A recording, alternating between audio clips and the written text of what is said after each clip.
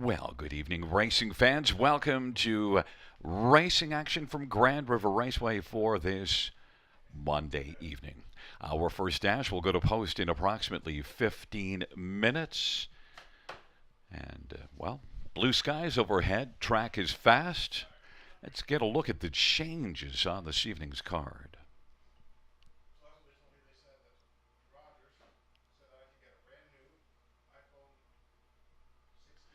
Note in, well,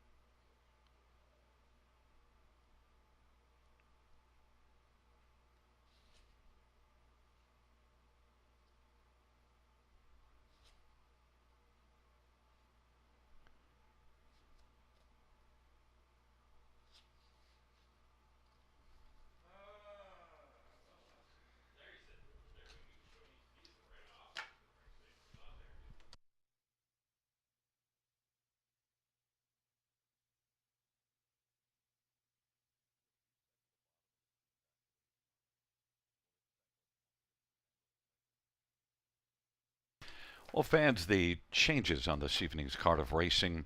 Race number 1. Note that number 6 is Charlotte Station. Side rolls to blinkers, side rolls to blinkers. And note that number 8, Love on Me, is scratch. Scratch number 8, Love on Me, in race number 1. Race number 2 has no changes. No changes, race 2. Race number 3, number 5, Warwe Hannah, is scratched. Race 3, scratch 5, Warwe Hannah. Race number 4 has no changes. No changes, race number 4. Race number 5 will go as programmed. No changes, race number 5. Race number 6, also no changes. Race 7, no changes. Race 8, it's a broken record. No changes. Race number 9, scratched, is number 6, Sportsline. Race 9, the 6 is out. And note that the 10 will not draw in. So 6 and 10 out of race number 9.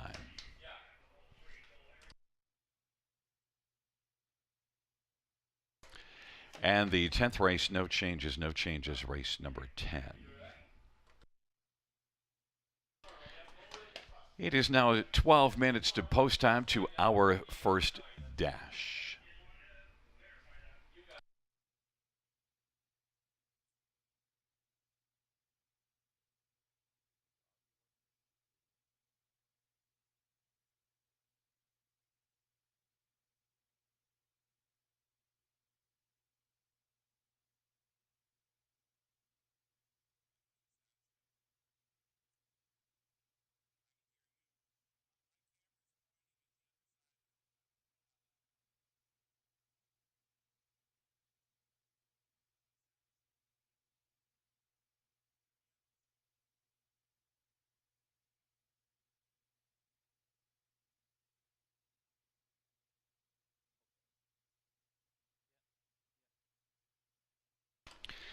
Well, fans, we do have slight technical difficulty. Shannon is with us this evening, but we don't have his video working. But we will be able to hear from Shannon, so we're going to bring you into the show. Sugar, how are you doing on this Monday evening? How was your harness racing weekend, and are you pumped for racing action here this Monday night? Hey, good to be back again, Gary, with all you at the Grand River Raceway. Weekend was a busy one for me. Caught a lot of harness racing action. Of course, the NA Cup Balims on Saturday night, but along with that, I was working our simulcast here on Saturday evening. So between the work and catching some racing, it was kind of a busy weekend, but I don't mind. Yeah, well, listen, you are a horse racing guy, and look, you call it work. Probably shouldn't call it work because there are people that actually have real jobs, you know. I still get quite excited driving into the parking lot on a race night. Of course, we're dark for the summer months, but neat to pick up where we left off with Grand River Raceway last season. Of course, our team was getting down there quite a few race nights through the summer months, and now we join you remotely from London, and very happy to be doing this. Yeah, well, I did get to see you and Greg Blanchard here a lot last summer. I was a little worried. I thought maybe the reason why you were around is because there were thoughts that the current announcer needed some watching over, you know. No, sir. No, sir. Everything is good at the river. Listen, we're going to be back in a few minutes. We're going to do some pick fives. Hopefully, you've got your pick fives. In fact, I see them here. You've done a lot of work, and pick fives, pick fours. You're going to be through all evening with multi race plays, as well as, of course, every race with your picks. And you had a pretty good wagering night Wednesday. We didn't have action Fridays. You've had some extra time to get your picks ready for Monday night. I think we're good. I got Daryl Thiessen pegged for a big night, Gary. Well, we'll see if that plays out. And Daryl is one that just came off a good night last night as well at Georgian Downs. So we are now 9 minutes to post time. We'll be back in just a couple minutes with Shannon Sugar Doyle.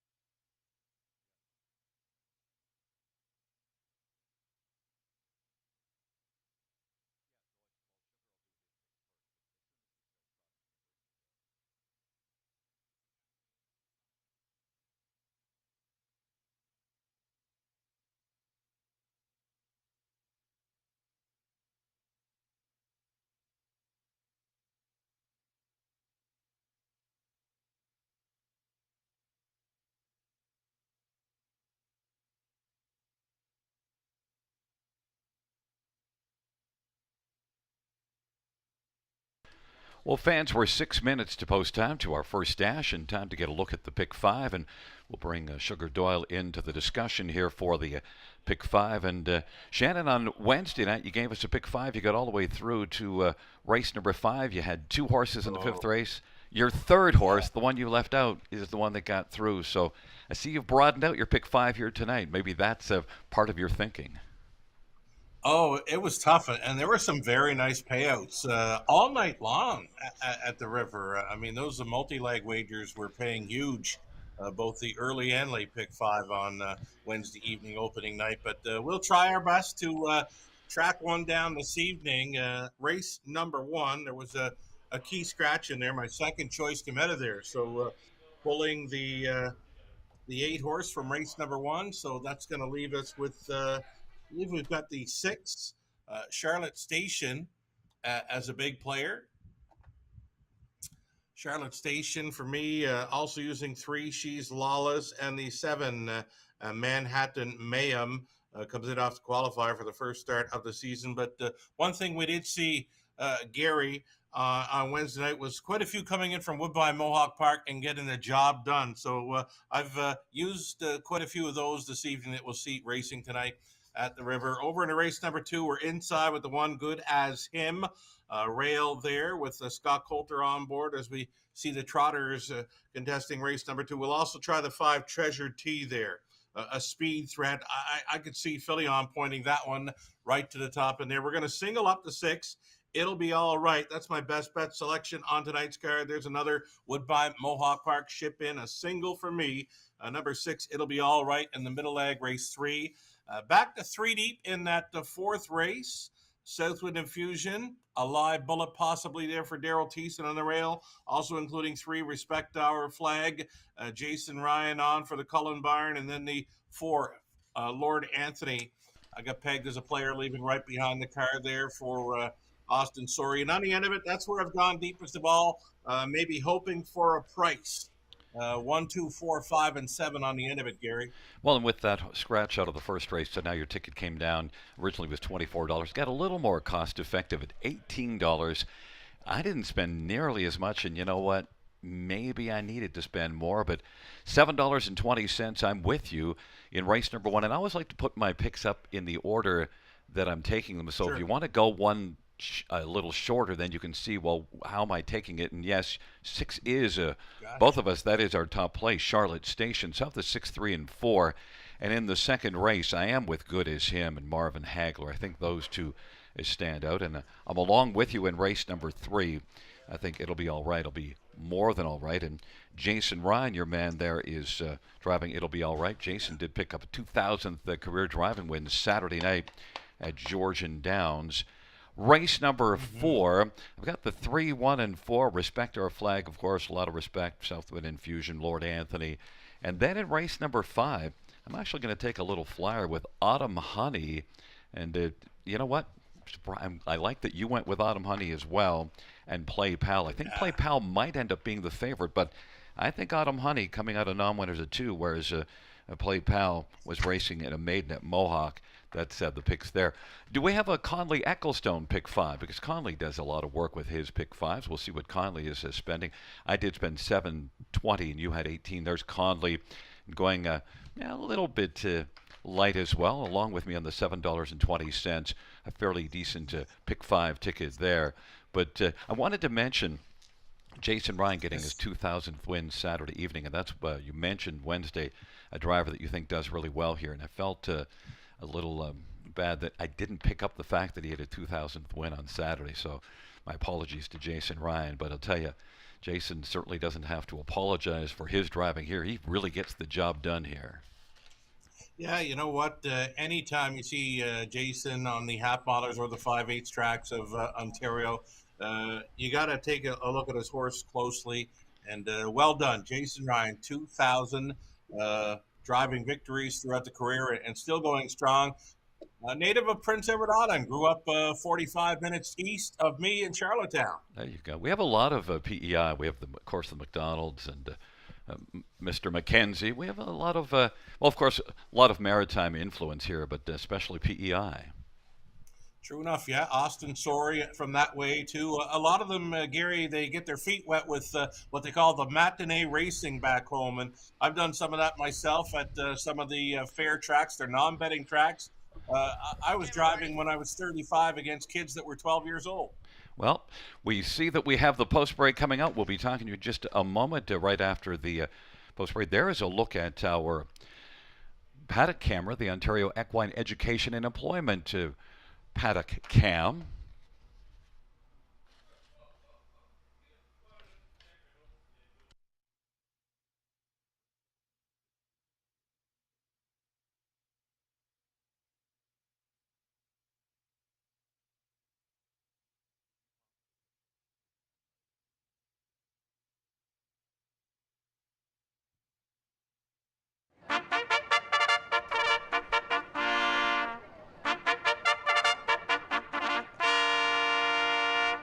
Field 4, race number 1 is on Post Parade.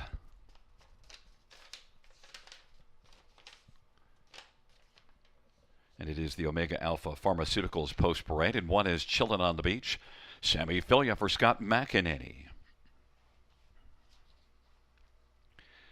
Number 2 is First Cast. Ryan Holiday drives and is the trainer.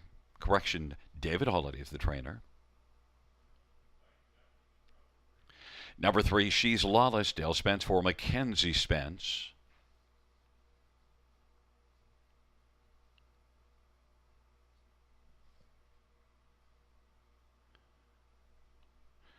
Number 4 is Whiskey Blue Chip. Mario by Etta for Bill McClure.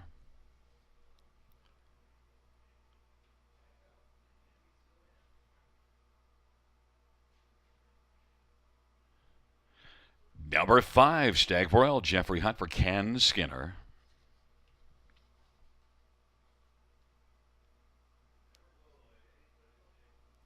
Number 6, Charlotte Station. Paul McKenzie for Luke Blay.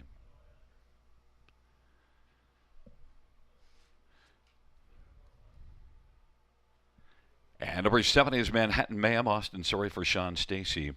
Field of 7 for race number 1. We're just a couple of minutes to post time. We'll get right to taking a quick look at this field. And right away, Charlotte Station, 9-2 on the board. Now 4-1. I'm surprised. I thought Charlotte Station might be the favorite, Sugar. Yeah, you know what? Like I said, starting up the show this evening, quite a few of these Woodbine Mohawk Park threats have been coming in and winning, and we see quite a few of them in here, Gary, and they're taking action. Number 3, She's Lawless, had the victory over the big track in her latest.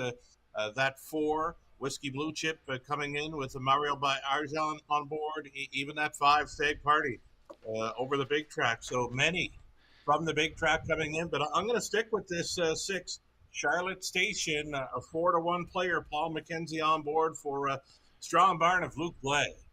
Yeah, and I mean, that's one of the reasons why I thought, look, that last race, 10th, but we did see here on Wednesday night, horses were coming in from Mohawk and not showing much form, and then really sprucing up quite nicely. It's just Charlotte Station. We both have this one tabbed on top.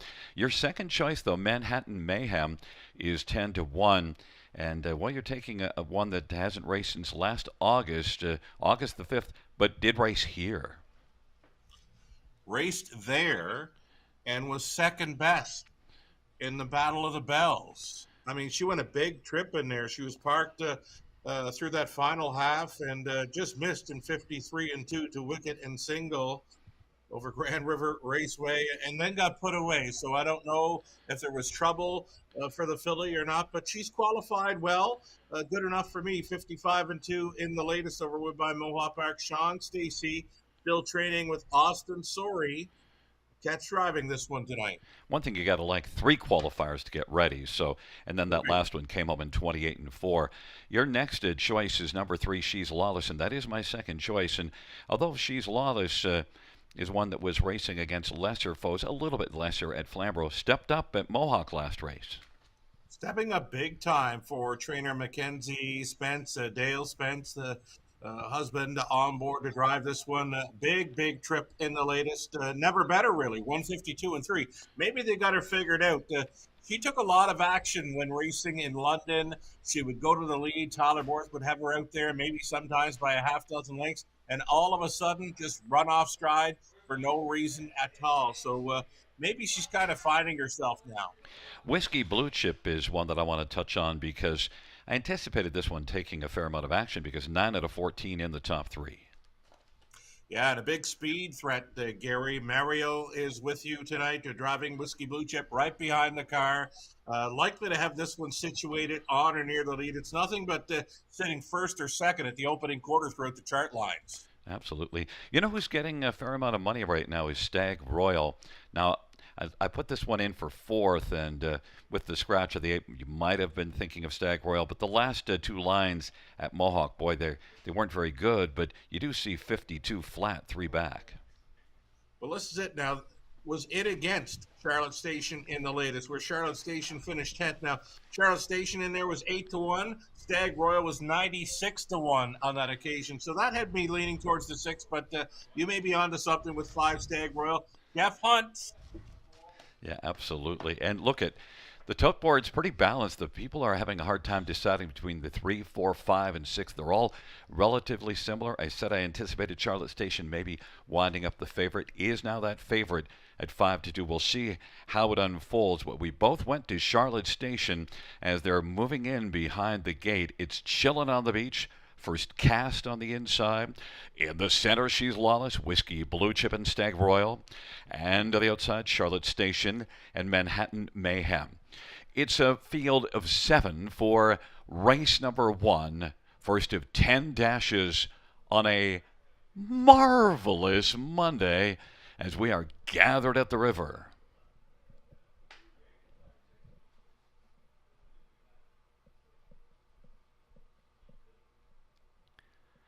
And the field for the first race. In the backstretch is at the start of the rough, and Whiskey, Blue Chip, and Stag Royal is out alertly. Then first cast. Then it is Charlotte Station. Chillin' on the beach on the inside is sharing 4th, and now is 5th as Charlotte Station has come on to take over 4th and now finds a seat on the inside in front of Chillin' on the beach. And then it is She's Lawless and Manhattan Mayhem. Stag Royal is able to come on and grab the lead now. And Stag Royal. Whiskey, Blue Chip is second. Stag Royal at 2-1 leads, and Whiskey, Blue Chip is second. Then it is first cast, and Charlotte Station is racing 4th as they come off the turn and head on past us. And now Charlotte Station is going to be stationed coming first over in front of Chillin' on the beach, and then She's Lawless, Manhattan Mayhem. Lively opening quarter was 26-3, and Stag Royal leads the field on up towards the half, and Charlotte Station, as they race on into the backstretch, now is getting a little bit closer as they race on down the backstretch. It's Stag Royal. Half of 56, Charlotte Station and Paul McKenzie now. Charlotte Station's on even terms with Stag Royal. Whiskey, Blue Chip third. Chillin' on the beach is racing 4th. Stag Royal is right now turning back Charlotte Station. Reclaims a lead of ahead. It is Stag Royal, Charlotte Station, Whiskey, Blue Chip. Then first cast and Chillin' on the beach in Manhattan Mayhem. And She's Lawless with Stag Royal. Now Charlotte Station hasn't gone away. 3/4, 123-2. And it is Stag Royal, Charlotte Station, Whiskey, Blue Chip, and Chillin' on the beach in first cast, and Manhattan Mayhem and on down the stretch ride. And Stag Royal and Jeffrey Hunt still with the front up the inside. Whiskey, Blue Chip. Stag Royal getting urging. Whiskey, Blue Chip. Stag Royal is going to win. Whiskey, Blue Chip finishing second. Then it was Charlotte Station and Manhattan Mayhem. 52-1. We're off to a hot start on this Monday Night Sugar, and it is Stag Royal. What a trip. 52-1, new lifetime best, and Paul McKenzie made a big push just before the half with Charlotte Station. They got 27-2 speed through the third, but Stag Royal, very game on the lead, turning them all the way. And Jeff Hunt, I think he knew he was sitting on a big one here and put her in the right spot to get the job done.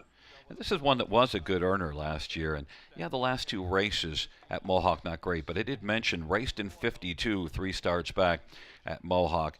And that was the first one off a bit of a layoff. So maybe this is the 4th start back. Maybe Stag Royal was just needing the venue change and then that 4th start. Sort of rounding into form, right? Took a break from the races there for a few months earlier in the year, but after 3 starts, just so good to go there on shipping in from the big track, right?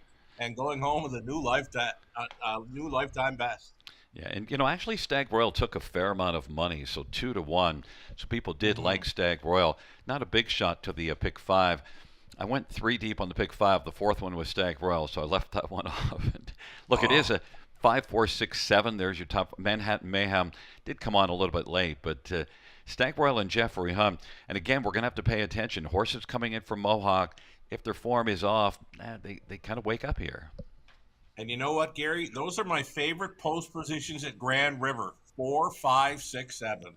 Yeah, the middle bunch, they get off the gate, got the front. That was the key. Stag Royal coming back in front of us. The winner of race number one, Stag Royal, is a 4-year-old Stag Party Bay mare, owned by Ken Skinner, who's also the trainer. Jeffrey Hunt is the winning driver, and it is the second win this year and career win number 8 for Stag Royal.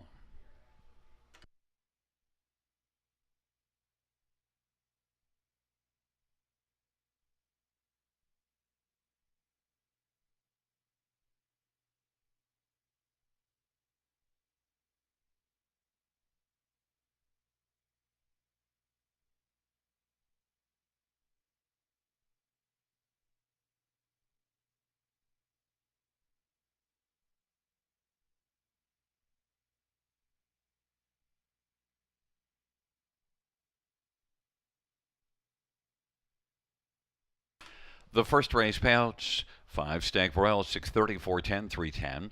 4 Whiskey Blue Chip, 320, 260. 6 Charlotte Station, 320. $2 Exactor, 35.30. Dollar Try, 53.25. Dollar Super, 268.75. 20-cent Supers, 53.75.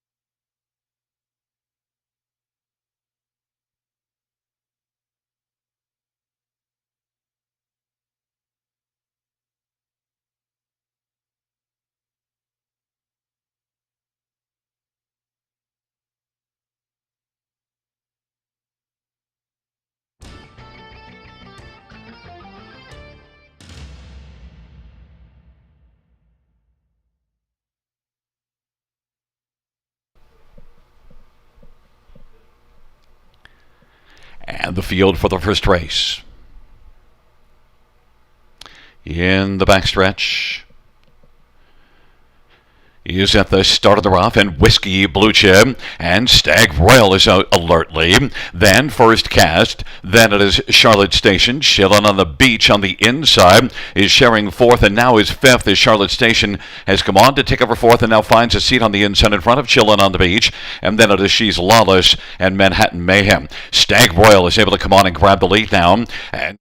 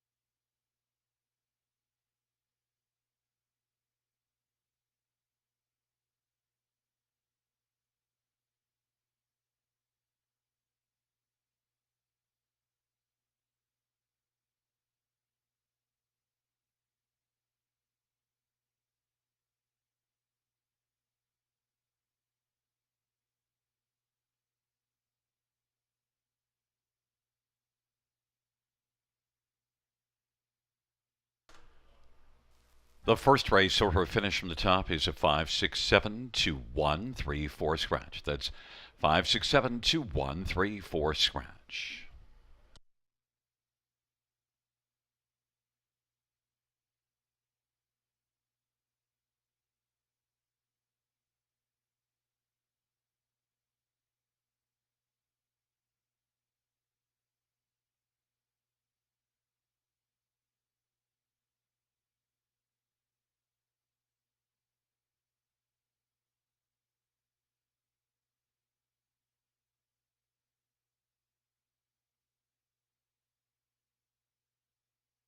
At London, Ontario. These are my main products that I use in my racehorse barn that are all Omega Alpha, the Biotic 8, the Immune Plus, the Anti-Flam, which is great for the horses after they've had a hard day racing. The Biotic 8, I swear by it. Get all the dapples out, gets the old coat out, gets everything pumping and moving and makes the shine really come out.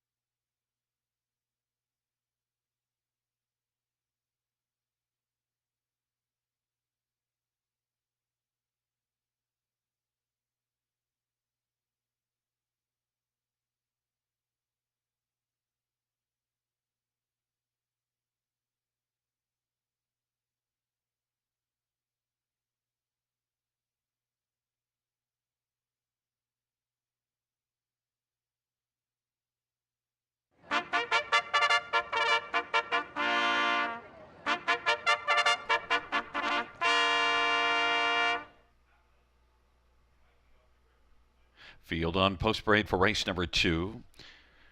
One is Good as Him, Scott Coulter, Steve Coulter. And number 2, Insanity, Jason Ryan for Ben Hollingsworth.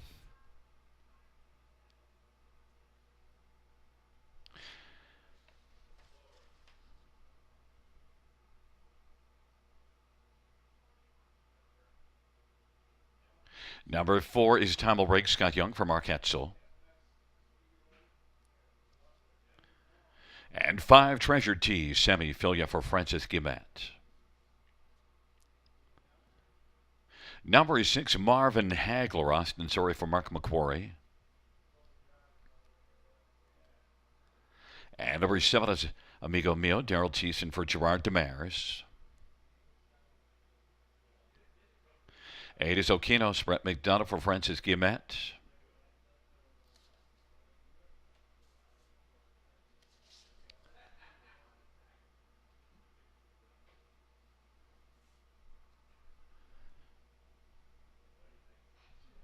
And number 3 is Chapter 12, Steve Hueline for Laura Toscani. It's a field of 8 for race number 2. We get a good high-level field of trotters for this second dash. And Sugar, we both have Good as Him. We think that might be pretty good in here. Your thoughts on the inside? Yeah, you mentioned it right off the hop here. Very nice group of trotters. Many of them have tried the preferred action, but this good as him, we had him up in London through the month of April. He got much better when he went back to Flamborough, where he seems to get around Flamborough well, trotting up miles in 56 and 57 through the month of May. Yeah, and he did. He's had a good year so far, 7 out of 13 in the top two. And if you look at that last mile from the trailer post, didn't get away. Of course, the trailer post came out and finished second. Good measuring stick from Mercutio is a really, really nice one. You saw that one racing in the preferred at Oh, London. So good measuring yeah. stick, good as him. Look, your second choice, number 5, Treasure T, is one that has a ton of back class. And you saw that when racing in the preferred class at London, a few starts back there. Uh, there was one in particular dropped out of that preferred class, May the 13th at Western Fair, that I thought was a pretty strong start. Yeah, finishing second there to Amigo Mio there over the good track, and then he went over to Flamborough, and boy, did he ever light one up there. 54 and 3 gate to wire. Couldn't match that effort last time out there on the 24th of May. But you know what? This post five, I mentioned race 1, 4, 5, 6, and 7. If you've got gate speed from there, you're going to be situated on or near the lead. Treasure T has got to be on top, doesn't he? Yeah, absolutely. And look, one thing I need to mention also, Okinos, number 8, is scoring from the trailer post, so that's an important thing to Oh, know. good to know. And Okinos also is a long shot special here by Ken Middleton. So just thought I'd throw that in. Want to get to number 6, Marvin Hagler. You've been watching Marvin Hagler racing over at Western Fair. A lot of starts. Last one not as good, but good starts before that. Oh, he's a good-looking son of Crazed. And you know what, Gary? When I saw him on parade here this evening, he was looking pretty proud of himself and looking very sharp on parade. So I'm kind of liking your top two play with him. Could be the exactor factor here, just from the look of him on parade, looking very sharp tonight. The Hagler, Marvin Hagler, post 6, and the price is right, 5-1. And you throw in Amigo Mio towards the bottom of your ticket. This is one that's having a decent year, 11 out of 19 in the top three. You get Daryl Thiessen and Gerard Demers. That's been a strong combination this year. Right on. Gerard Demers, a fabulous job training the horses here in Ontario. Daryl Thiessen likes to put them in play. There is some speed to work with, but I don't think he's going to be on the lead in this one. I think he's going to be grinding away like he normally does. And he gets a big shot here. And mentioned off the top of the show, Daryl Thiessen got him pegged for a big night. It'll be interesting to see what Okinos does. I should mention again, Okinos is scoring from the trailer post, and that is Ken Middleton's long shot special, who's is a long shot at 20-1. Taking up their positions, good as him, and Insanity on the inside. In the center, Chapter 12, Tamil Regs and Treasure T. To the outside, Marvin Hagler and Amigo Mio. And from the second tier, Okinos. It's a field of 8 for the second race. Second race, high-level condition trotters into the backstretch, gathering speed, approaching the start.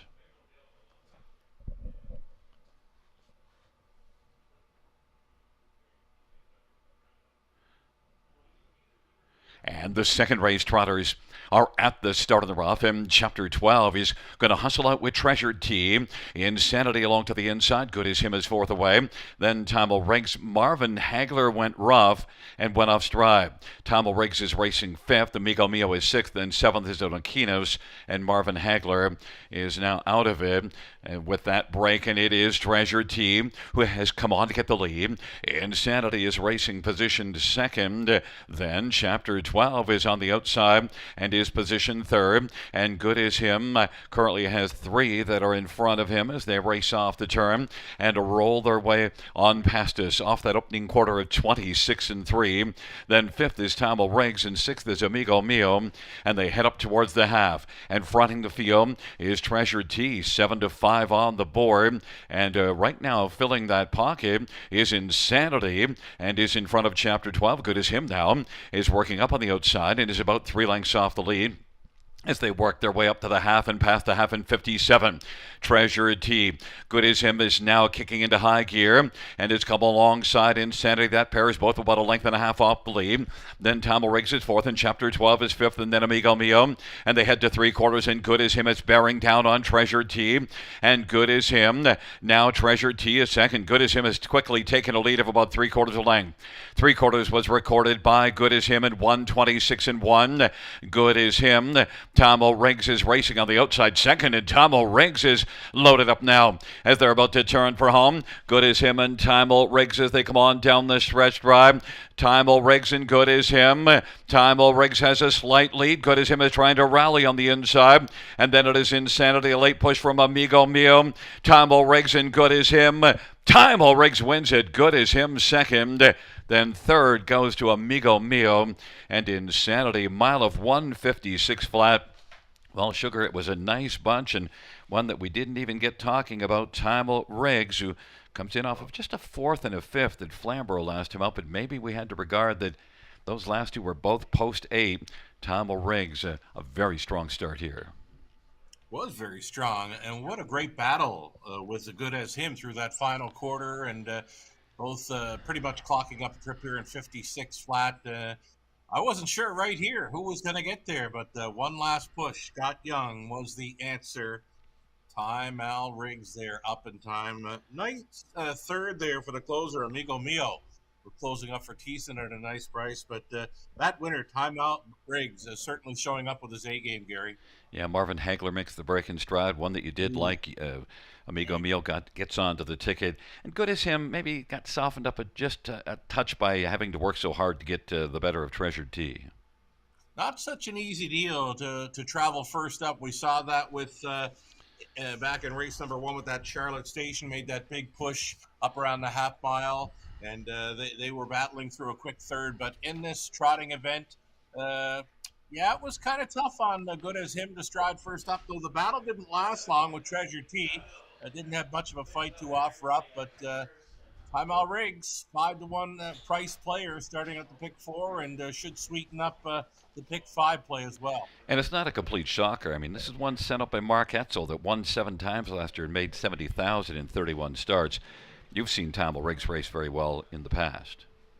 Yeah, Flamborough got along fine there, racing for some nice purse money, $10,000 each and every start, for the most part. 56 and 3 winner over the half bottom there, and a 4-time winner, and now it's 5th win of 2025. Nice horse. There's a look at the answer coming back in front of us. Tamil Riggs, owned by Mark Etzel, who's also the trainer. Scott Young had the answer in the second. Tamil Riggs, 8-year-old Cadabra Bay horse, and 5th win on the year, and it is the 26th win lifetime for Tamil Riggs. Mile of 1:56 flat.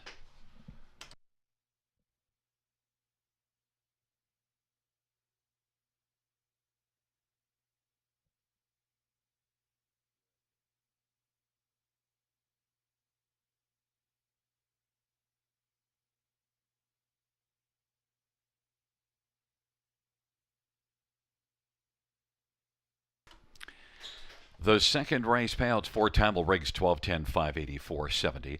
1 good as him, $3 to 57. Amigo Mio, $9.70. $2 exactor, $35.60. Try, $166.95. Super, $736.60. 20-cent Super, $147.32.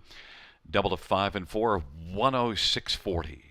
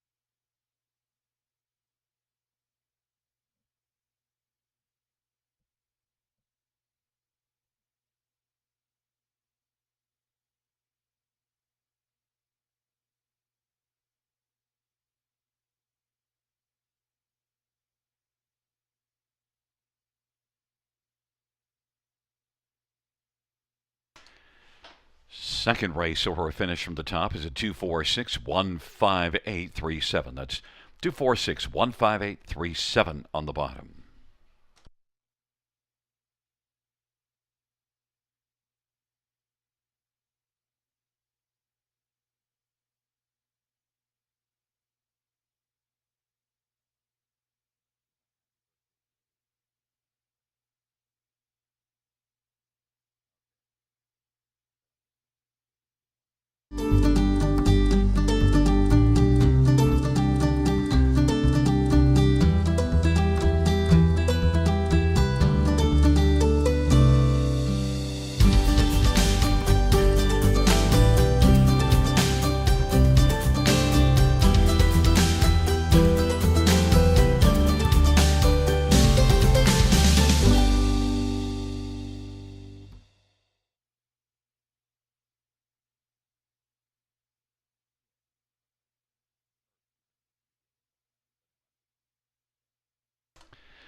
And fans, just note that joining us this evening,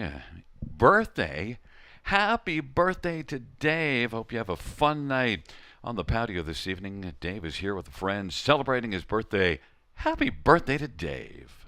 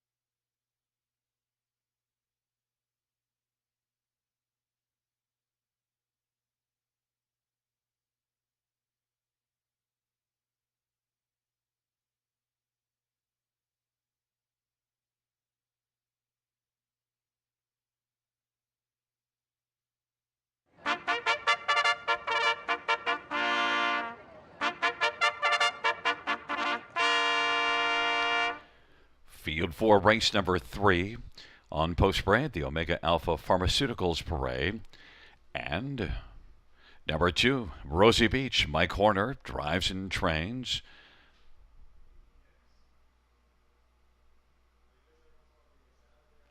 Number 3 is Delightful You, Sean Stacy, driver and trainer for Landmark 17 Racing.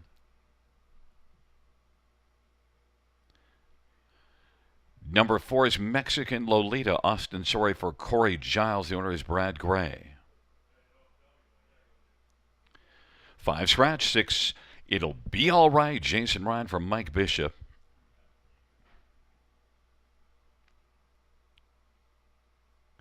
Number 7, Baroness, Daryl Thiessen for Ashley Lenvoy.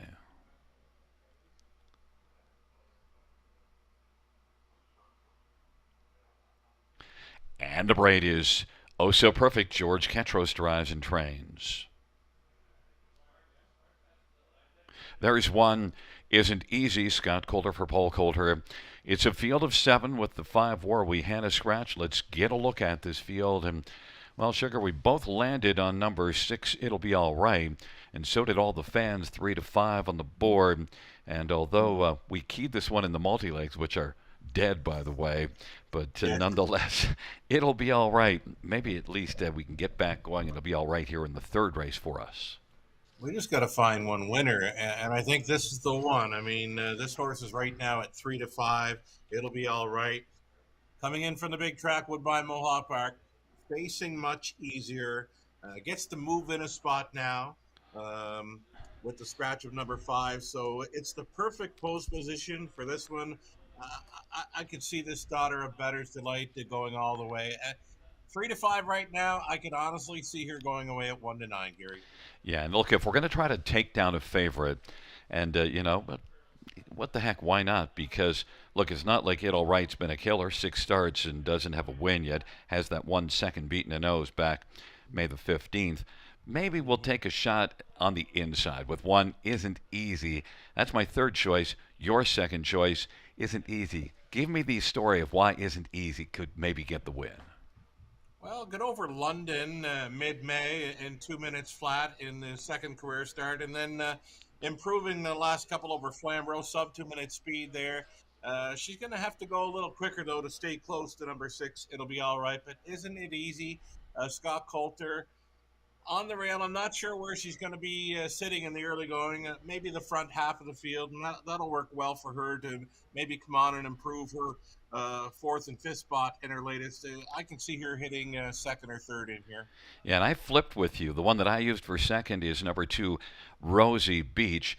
Now, it hasn't been all that rosy the last few starts, but you go back into April, did score a couple wins, and I think you saw those 2 wins. Saw those wins, called those couple of wins, and then you know what? Up around that 3rd start, she just didn't want to fire in that. A little bit sluggish on the end of it, 31 and 2 for a mile and 2 minutes, 2:50. Another one's going to have to step up big time to stay close to number 6. It'll Be All Right. I just don't see it happening, and if you can get anywhere close to the odds you're getting right now, number 6, It'll Be All Right, I'd say go there for win pricing. Yeah, and look, we're looking for one to throw into the bottom of the superfecta.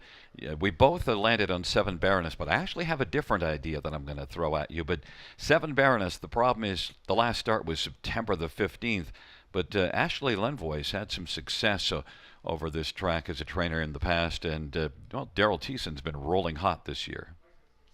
Yeah, when the 5 Cometa here, the TV was asking me what other horse would I find to put in the superfecta. I said, let's go with 7 Baroness. Gary likes that one a bit, and Daryl Thiessen, don't mind him in the lines. Yeah, and you do see 56-1 qualifier at Mohawk last year. You see a 56-2 race mile.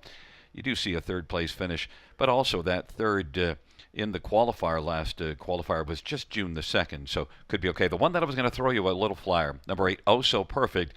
Not so perfect at Flamborough, made breaks in each of the last couple, but this one also does show some flashes of speed. Maybe, look, it qualified a lot better here. Yeah, and check out the headgear. I mean, the air hood on and the big bit and big front quarter in the qualifier there. maybe Ketros will be sending this one off the wings of the gate there. It'd be a nice little price, 25 to 1, and with Oh So Perfect looking to be more perfect than the last two at Flamborough, which both had breaks in stride. It isn't easy, and Rosie Beach on the inside. Delightful You, Mexican Lolita, and It'll Be All Right in the center. To the outside, Baroness, and Oh So Perfect. Isn't easy right now. It's just trying to ease on up towards the gate at the start. And now moving into position as they are reaching the start. A little rough with Isn't Easy. On the outside, it is Oh So Perfect, who is going to leave, and also getting out, It'll Be All Right. It'll Be All Right, and Oh So Perfect. And then Mexican Lolita and Rosie Beach, and Baroness is fifth away. Then Isn't Easy is sixth, and right now, It'll Be All Right, 1 to 9 on the board, is more than all right early and has got a lead of a couple of lengths. Mexican Lolita, Rosie Beach, and Oh So Perfect is now trying to get over to the pylons and is still racing on the outside, but now will angle over to the pylons and get a spot on the inside, racing fourth as they come on towards us. And then fifth is Baroness, and then Isn't Easy, and Delightful You is back trailing the field. The opening quarter, 27-3. It'll Be All Right has the lead for Jason Ryan. Mexican Lolita is racing second at, Mucho Dinero, 25 to 1. And then Rosie Beach is third. And Oh So Perfect is fourth. Then Baroness and Isn't Easy now ease to the outside. And Delightful You, 58 and 2 halftime. A 30 and 4 second panel breather for It'll Be All Right. Mexican Lolita is staying close. Rosie Beach is third. And Oh So Perfect is fourth. And coming on a bit, Isn't Easy, then Delightful You. And Baroness is well back as they hustle their way on up by 3/4, and It'll Be All Right is leading by about 2 1/4. Now Rosie Beach is coming on 3/4, 127 and 1. It'll Be All Right though has a commanding lead and looks sharp, leads by 4. Mexican Lolita is just trying to hold off Rosie Beach for second. Rosie Beach though is on even terms with Mexican Lolita, and Oh So Perfect is fourth on down the stretch by It'll Be All Right. It'll Be All Right, widening out the margin, is more than all right, and is going to finish with that win. Then second, it is Mexican Lolita, then Oh So Perfect, and Rosie Beach. Mile of 157 and 3. It'll Be All Right. Kind of just had things all her own way there. Yeah, she was all right. I've been right about two things tonight. This horse would win, and she would go away at 1 to 9. So right on both accounts, and get some pretty good pricing underneath Gary with the 4 and 8 finishing second and third. Yeah, we were trying to get the ones to use on the exactor ticket, and none of us thought of Mexican Lolita, and that's Mucho Dinero, I said, and is one that's going to offer a little bit of help with the exactor ticket. 11 starts without a top 3 finish, and now steps up and gets that pocket ride, and Austin Sorry was able to get this one to stick around. Yeah, he did well. Daughter of Pedro Hanover. Not many of those around in Ontario, but she did well to hold second in there. I say quite a bit. It's always a numbers game. Harness racing, just a numbers game. Even numbered. Superfecta here, Gary. Yeah, one thing that we could keep in mind on now, we got to see Oh So Perfect, and although finishing third, at least gets on the ticket nicely, but it's one to put on the watch list because Flash That Gate Speed looked much smoother here at Flamborough. Not smooth at all, but I thought it was a much more credible effort. She did well from that outside gate. I mean, George found a spot up close, and she learned a lot in there, left and kept it together and was passing horses through the lane. So I think you're right. Put a big circle around number 8, Oh So Perfect, for next time.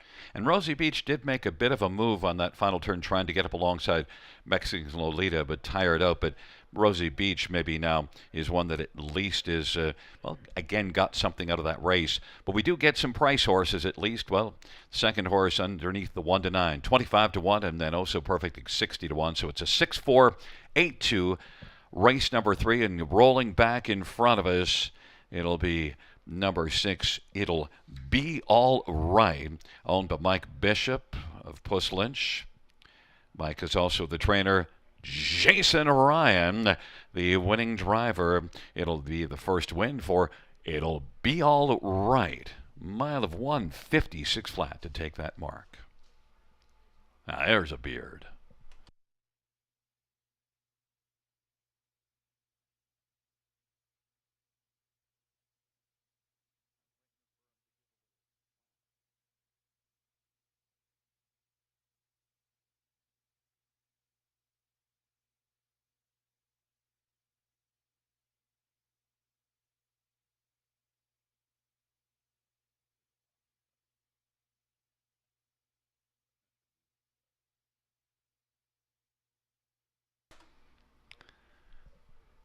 Third race, payout 6, it'll be all right. 230, 210, 210. 4, Mexican Lolita, 630 and 540. And 8, Oh So Perfect, 1140. $2 exactor, 32.30. Dollar try, 328.10. Dollar super, 873.60. 20-cent super, 174.72.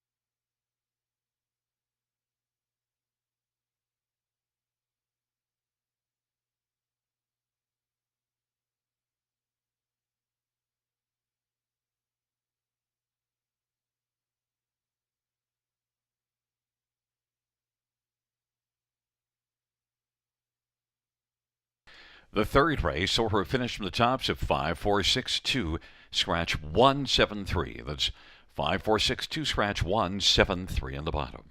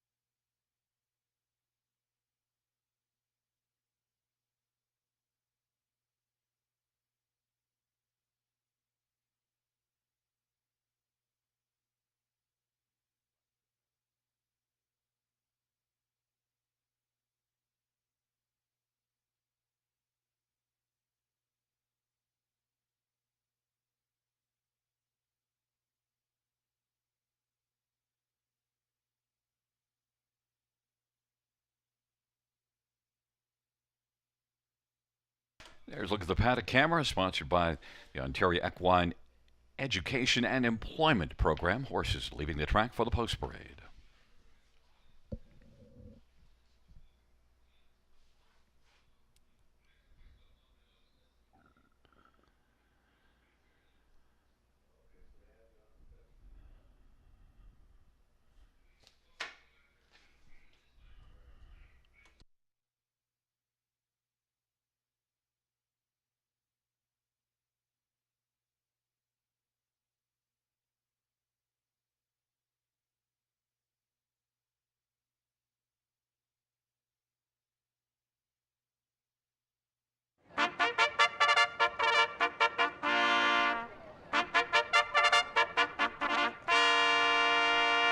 Field for the fourth race, the Omega Alpha Pharmaceuticals Post Parade. 1, Southwind Infusion, Daryl Thiessen for Ashley Lenvoy. Number 2, Ulysses, Brett McDonough for Julie Walker. 3 is Respect Our Flag, Jason Ryan for Jody Cullen.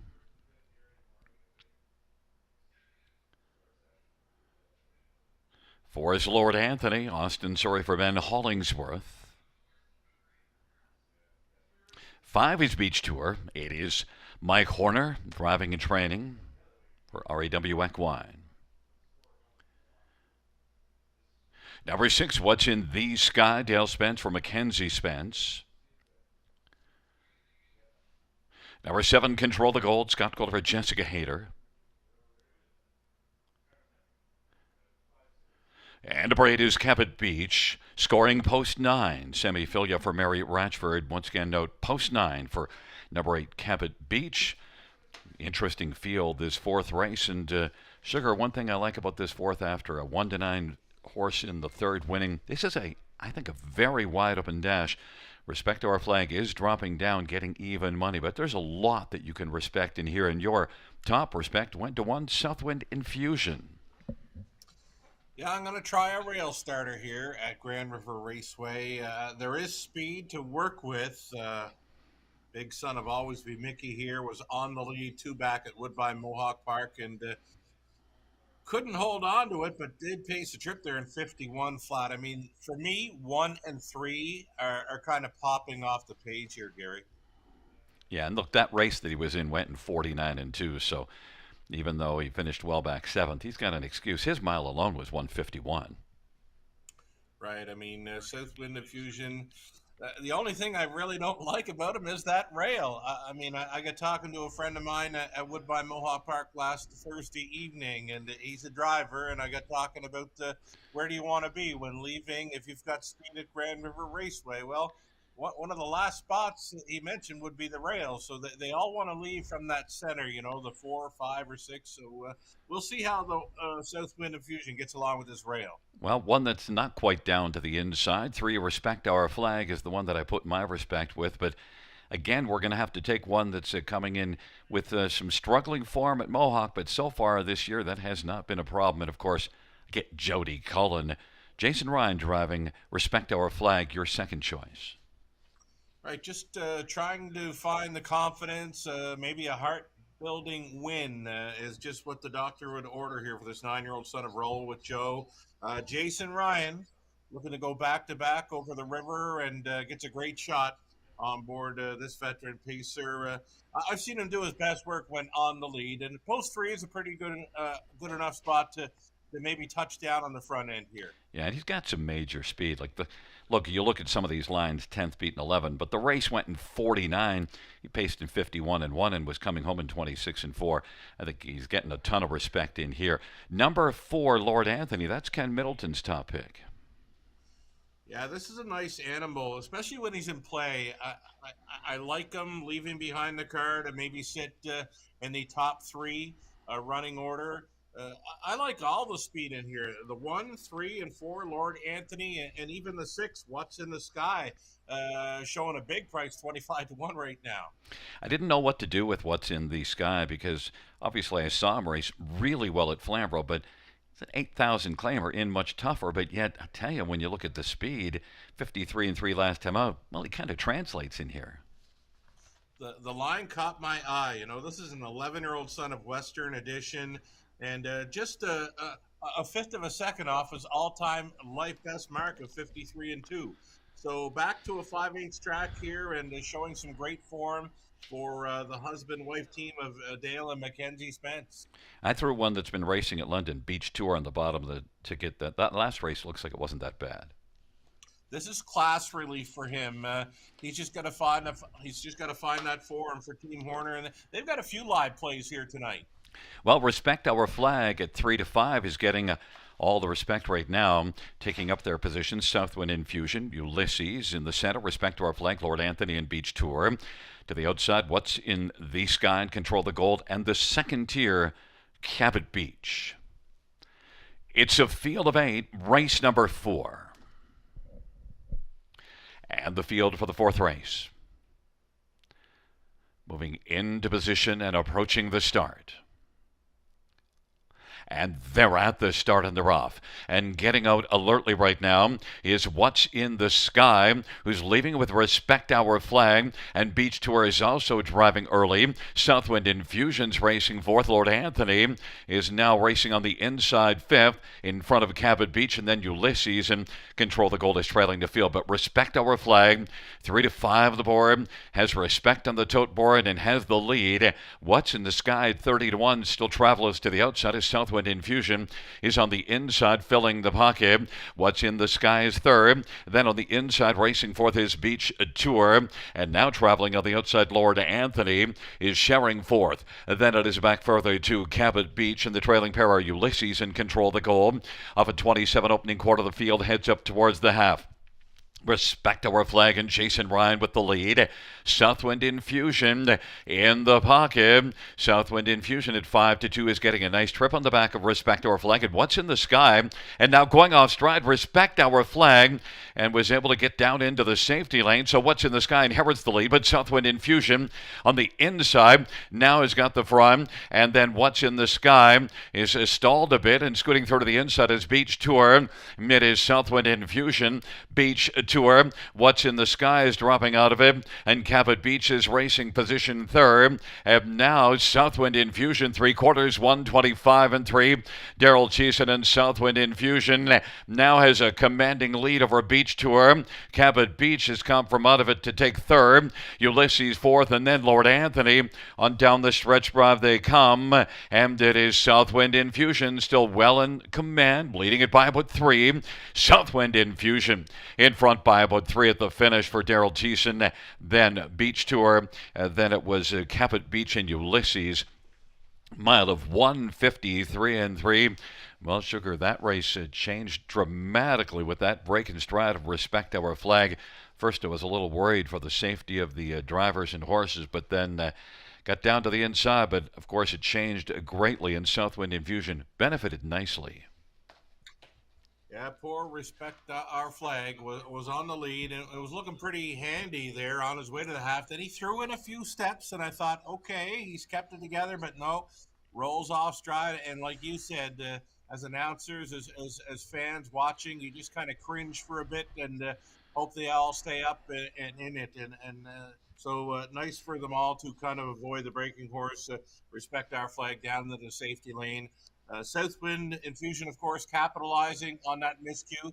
Back to the winner's circle where he took his life best mark. Grand River Raceway last summer, his first victory of 2025, and you're going to get him all over a bunch of big prices for second, third, and fourth. Yeah, and look, originally when the break and stride from Respect Our Flag, What's in the Sky benefited, but you could see that What's in the Sky just wasn't up to it. That last race, maybe he took a little too much out of him because he kind of backed away badly when it was handed to him.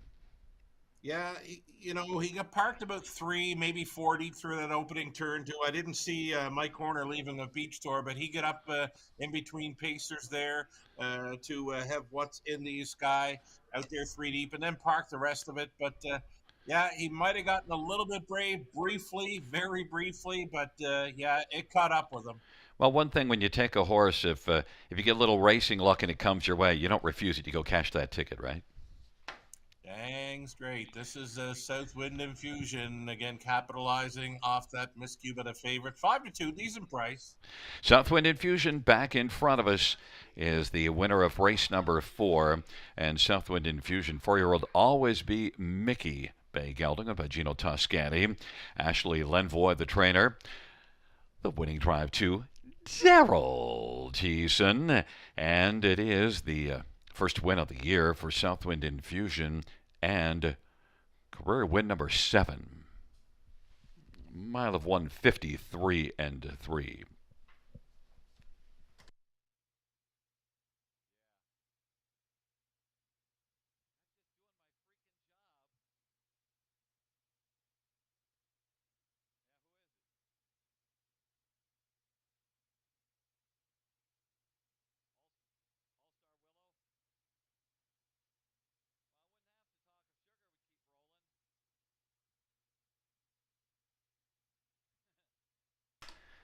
Fourth race payouts: 1 Southwind Infusion 725 3350, 5 Beach Tour 1060 680, 8 Cabot Beach 950, $2 Exactor 138.70, dollar try $848. The 20-cent try is 169.60, and the 20-cent super 790.41. Fans note we have a driver change in race number 5 and number 6 All-Star Willow. It'll be Brett McDonald. Brett McDonald will drive number 6 All-Star Willow in the 5th.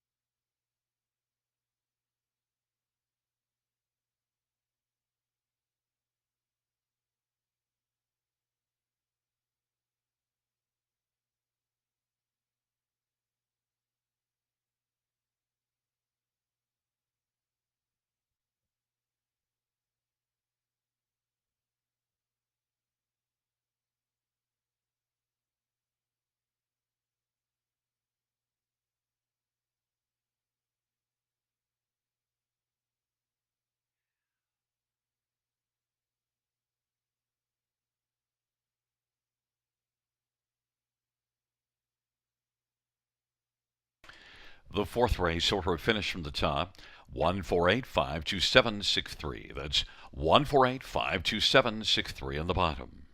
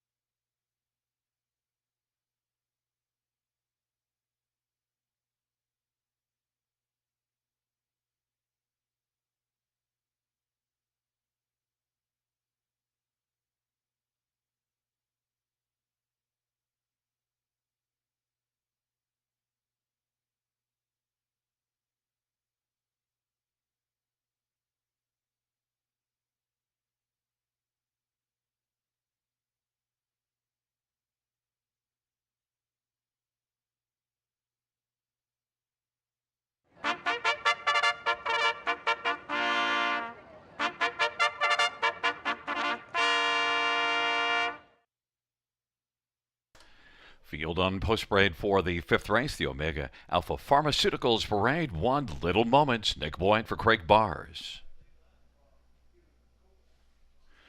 Number 2 is The Lies We Tell, Damien McClellan for Kyle Bossons. And number 3, Sonny's Girl, Daryl Cheeson for Matt Dupuis. Number 4 is Britta's Best Bet, Paul Davies Drives and Trains. And number 5 is Play Pal, Jason Ryan for Greg McNair. The owner is David Carson.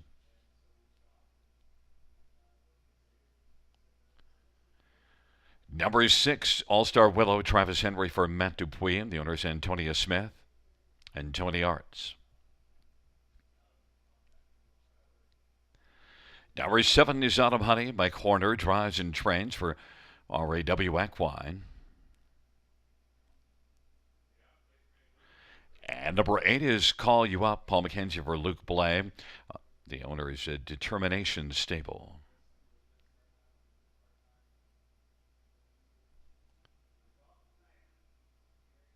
And 9 is Don't Mess with Molly. Scooter Gimlet Drives and Trains for James Dean and Carter and Brooke Gimlet.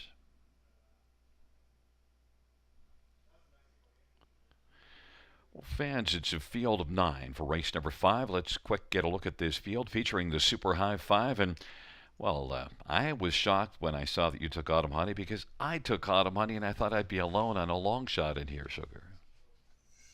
No, sir. I like this daughter of Captain Crunch in here. 2 back over Flamborough was what did it for me. She left from the outside post 8. She parked through the opening quarter of 29 and 2. So able to show that gate speed, gets a fine spot to leave from here. 35 to 1 right now. I think our friend Robert Reed Jr. would likely say that price is insane. But yeah, she's starting to take some action now. If you can get anything like around 8 or 9 to 1 on this filly, I'd hop right on board. Yeah, and when I said long shot, I just meant that I didn't think that Autumn Honey would be the favorite. I anticipated being in that 5 to 1 range. So amazing price, 21 to 1.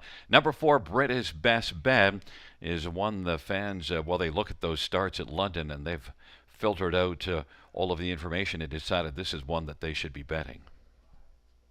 Yeah, this daughter of All Bets Off was into that London Classic Sales Series and finished his second best in the final behind Mai Tai. The start before that, though, a well-meant winner in 56 and 3 for the career best. Austin Sorey was on board. Paul Davies, who trains as going to go back on board for the drive, leaving right behind the car, right? Britta's Best Bet, likely to be sitting up close, and her form is really sharp right now. Play Pal is one that I anticipated being the favorite, is 9 to 5 right now. A couple of wins in the last 3 starts. Last one not so good, though. Yeah, I got roughed up in the early going by the looks of it, Gary. Parking through the quarter, 27 flat, moving on to the half, 55 and 4. By that time, the daughter of Shadow Play had likely had enough. So maybe an easier trip is in store for this filly tonight. Jason Ryan on board, 8 to 5 favorite status. I don't know, maybe looks for a helmet in here.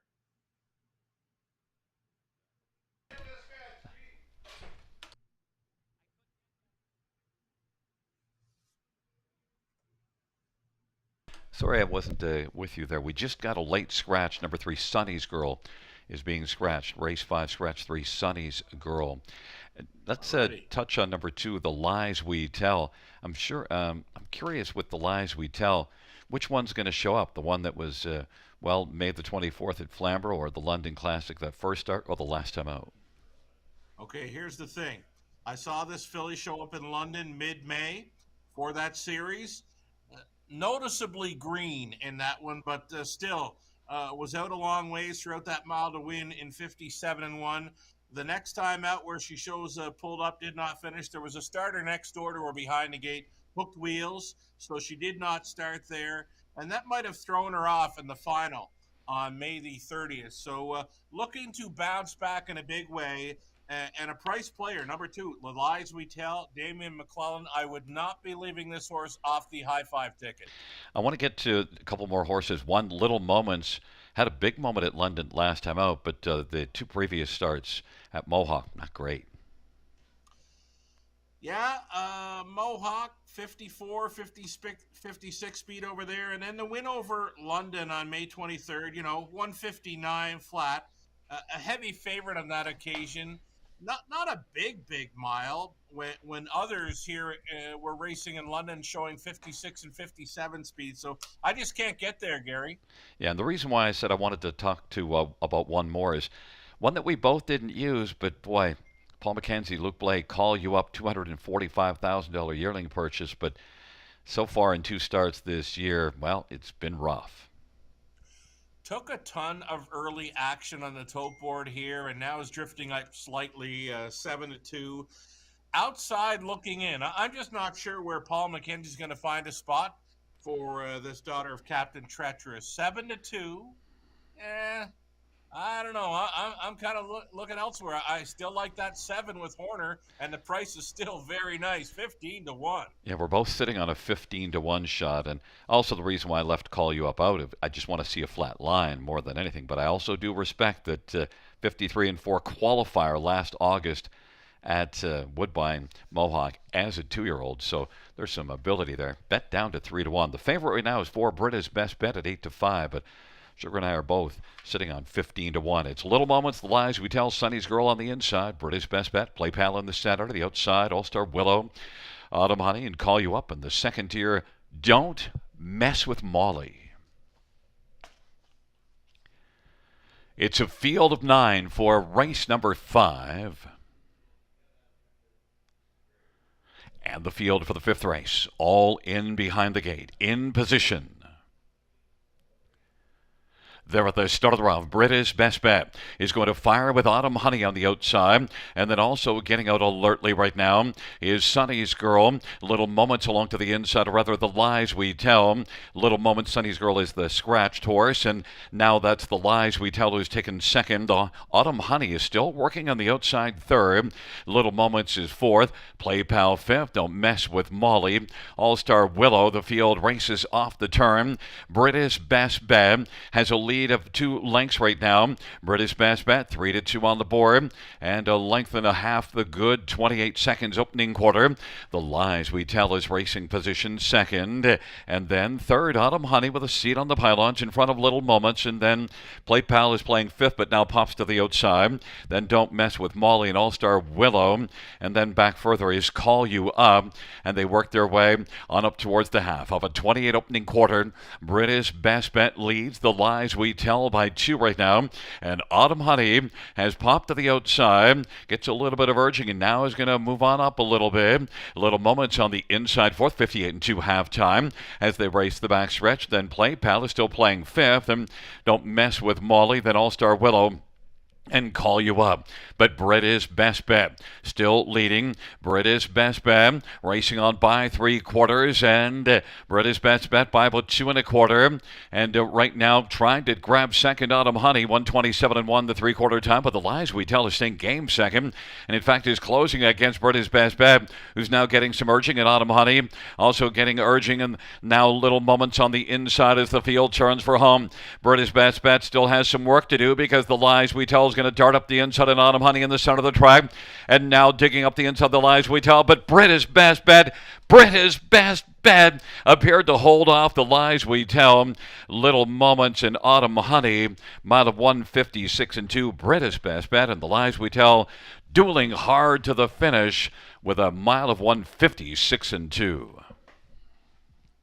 Yeah, I think Paul Davies was hanging in there with Brita's Best Bet, and The Lies We Tell, no surprise that she was a major player in there, just missing, but still a little bit green. She's still learning, Gary, and going up the passing lane here, looked like she was loaded with pace, but she just didn't seem to want to go on in there. Yeah, she got a little sideways and confused. Well, what do I do with this now? Don't I go to the right when I pass? Exactly it. And that's what I saw in London. Just very green, but there's still plenty of talent there. This filly will be heard from this season, Gary. And you know what? Autumn Honey raced well. I mean, but look, we took a shot on one that wound up being 9-1 on the board. Did Yeah. work on the outside, but still wasn't going to call her Brady's best bet or the lies we tell. You know what, though, Gary? She's only a couple of lengths back, and she got used multiple times in there. She was on the wide side quite a bit of that journey. Take nothing away from that effort. And how about Nick Boyd fitting in for the show spot at 23-1? Yeah, so we did get some nice prices onto the ticket. And look, you know who didn't really show much was Five Play Pal. Play Pal, yeah, couldn't catch the cover on the outside. I kept looking for a little more from that one, though. Just could not make anything happen. How about your guy Scooter in for fifth at 50-1? Scooter. You know what? That's the best nickname. I like it. Well, you see where it comes from, correct? Oh, for sure. Yeah. On that scooter at Flamborough Downs and just buzzing around the track, it looks great. But listen, the Yeah, thing to note about this race, I think that you were telling us the truth about the lies we tell, and that's one we can keep an eye on. 100%. We haven't seen her best just yet. She's still learning, Gary. Well, so am I. 42179 is the top five, although it's getting a little late for the learning for me. Back in front of us is Britta's Best Bet, victorious in race number 5.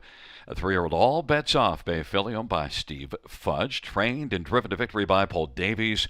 Third win for Britta's Best Bet this year and lifetime.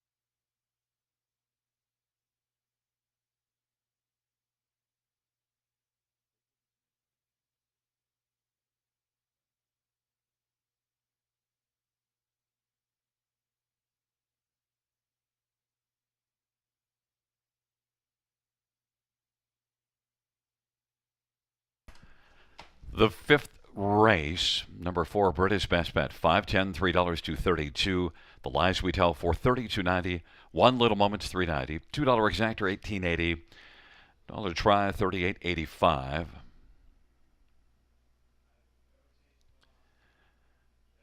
20-cent try 777. 20-cent high five 582.15. That dollar pick 3 is 11.90. The dollar pick 4 is 90.80. And we had a dollar pick 5 of 508.70.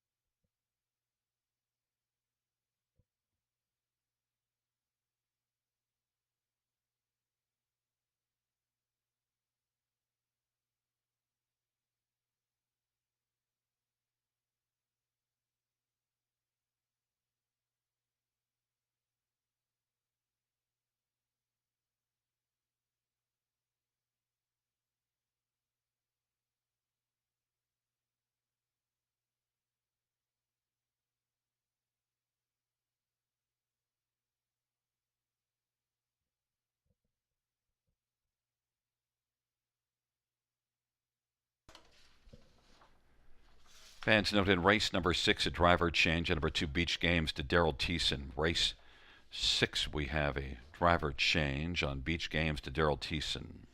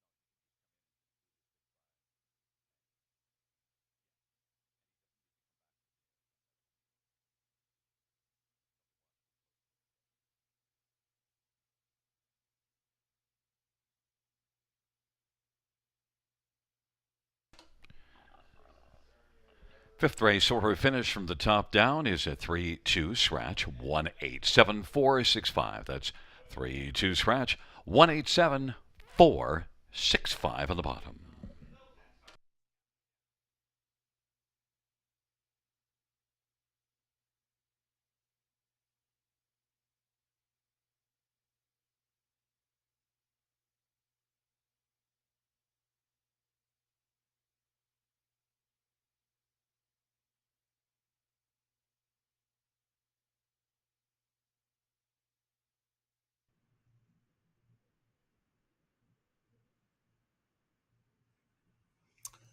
Hi, everyone. Welcome back to the back half of this Monday evening program, Grand River Raceway Day 2.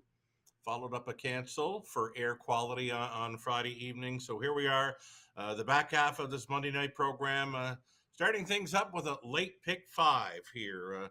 2, 3, and 4, the horses I'm going to take in the opening leg of this pick 5 play. Beach Games, adding Lasix there out of post 2. We'll find the ticket. There it is. 2, Beach Games with the Lasix being added. Number 3, Kiss Cam, another one to think about. Number 4, News Rider is a player leaving behind the car. Anthony Hahn on board for Meg Crone. Over into leg 2, race 7. Or we're trying to Holy Jalapeno there. Jeff Hunt trying for his driving double. The 5, Better Than Pride. There's another one coming in off a claim. Malik Smith picks up the training duties there. Jason Ryan on board. He's got a pretty good lineup this evening at Grand River Raceway. 6, Little Manny. May have found a good spot there as well. 2, 5, and 6 for me, leg 2 of this late pick 5. And we're 3, 6, and 9 over into race number 8. This is a very nice field of pacers. Anavant out of post 3, also including the 6, Crazy World, who's done some pretty good things on the smaller tracks of Ontario. And then the 9, Rye, happens to be a spot play there in race 8. Rye is going to face some easier competitions, been involved in preferred company over London through the spring months. So over into race number 9, that is where we're going deepest of all, going odd numbers with 1, 3, 5, and 7. And we're going to single up number 2, Brookdale Mickey, my value play for Thiessen. And the finale is going to be a single on the end of this pick 5 play. Maybe another ticket here for Gary Guy will get brought up here. I see your price is. Late pick 5 ticket, maybe. I see your $21.60. You're certainly spending some money, but I think one thing you're going to notice throughout the season, I'm kind of Mr. Cheap. One thing to note, look right there, race number 6. We have a definite difference of opinion. I went with Lions Marion and Cook the Books. We are looking at. I had to check to see, are we looking at the same race? It's like that, right? Well, look at the tote board, Gary. I mean, everybody's everywhere.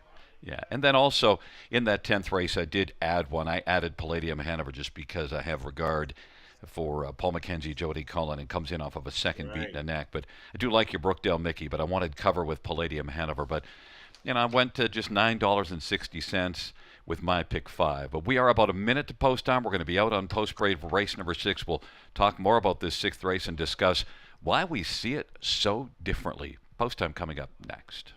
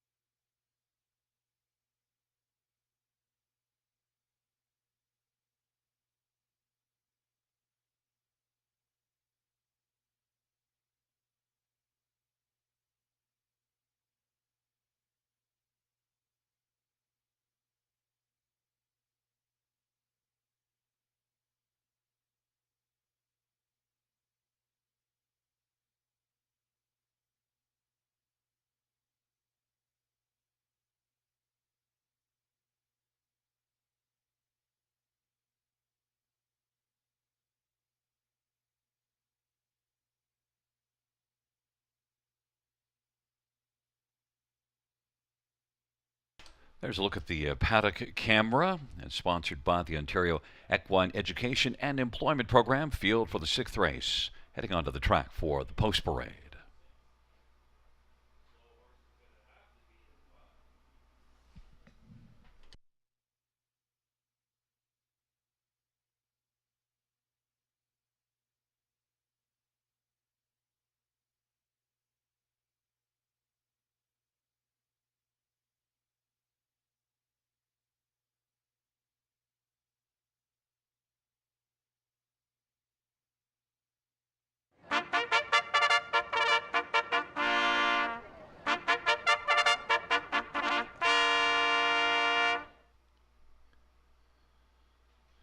Field 4, race number 6 on parade.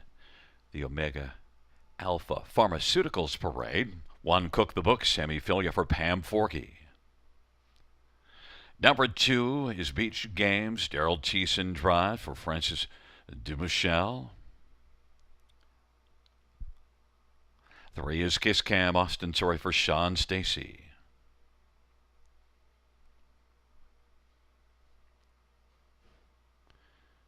Number 4, news writer Anthony Hahn for Meg Crone. 5 is Fastlane Jane, Scott Quilliver, Gord Dancitovic, and Peter Albrecht.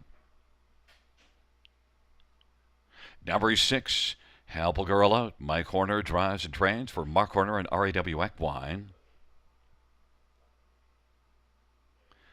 And number 7 is Lions Marion, Brett McDonough for Anthony Beaton, and 3 Lions Racing. Field of 7, race number 6. Well, an interesting dash, Sugar, and the tote board tells that there's money being spread around. Now, Cook the Books has finally come down to being the favorite, but the money's been all over the place watching the betting cycle. You're on number 3, Kiss Cam, 9-2 on the board. Kiss Cam has as good a shot as any. In fact, the last couple races came close in both of them. I like that. Good form, recent starts, a speed threat as well, and a pretty good price right now at 9-2. Austin Sorey on board this Daughter of Bettor's Delight, but as we saw a few moments ago, the tote board had this one wide open, and the more I look at this race, the more I'm thinking, yeah, it's probably going to be that way. These are lightly raced fillies and mares, non-winners of a race lifetime, though there is one lone winner being 4, News Rider, and that one's got one of the biggest prices right now at 14-1. Yeah, one thing interesting about Kiss Cam, that last race at Flamborough blasted to the front from post 6. And when she got headed, she kept on racing hard all the way to the finish, beating only 3/4. So that was good that she kept on trucking. Doesn't have a win yet in 7 starts, but the last 2 are the 2 best. So going in the right direction. One Cook the Books is a lukewarm favorite off a break at Clinton last race. Yeah, I'm not sure what happened there. I think I missed that one, but the starts before that over at London, I mean, she's coming on to get 3rd on May the 16th and passed a few horses. Nice final quarter speed on the end, 29-3. Does have the 5/8 experience over Sarnia. So this horse is well traveled in recent starts, just has to mind the manners. Number 1, Cook the Books. Yeah, and those breaks are coming later in the mile, so maybe as she gets a little more experienced, a little more legged up, maybe she'll be able to keep it going and keep cooking all the way. But look, one that we should be touching on actually is number 4, News Writer. I don't know why I went to Cook the Books. News Writer, I'm throwing the camera people off. There's News Writer. I do like this one. Daughter of Sports Writer is the lone winner in this field. Gate speed to work with. She wired up the field over Flamborough on May the 25th. And yeah, it's just they're heavy on the one, Cook the Books, and one of the few in here that shows a number of breaks through the chart line. So odds on, I don't think any one of these should be lower than 2-1 or 5-2, Gary. It's a well-matched group of inexperienced fillies and mares. Beach Games had a couple of wins last year as a 2-year-old. So far 0-4 this year. Form's not good, but well, we see that these horses coming from Mohawk without form, they show up here ready to roll. That's might be the key, Gary. That and the addition of Lasix. So obviously connections are looking for something different from the Beach Games this evening. It could happen for this one. 6-1, nice price. And I want to tell you why I took a shot with Lions Marion. Brett McDonald, Anthony Beaton made a break last time out at Mohawk, but you do see 55-3 the start before it at Mohawk in that first mile, May the 15th. I thought this one might be a bit of a price. I wanted to take a flyer on Lions Marion and see if I could get Anthony Beaton down. I love 8-1 taking a shot here, but Cook the Books is the one where the action is, and you're on 3, Kiss Cam. It's Cook the Books and Beach Games on the inside. Kiss Cam, News Writer, and Fastlane Jane in the center. To the outside, Help a Girl Out, and Lions Marion. It's a field of 7, the 6th dash.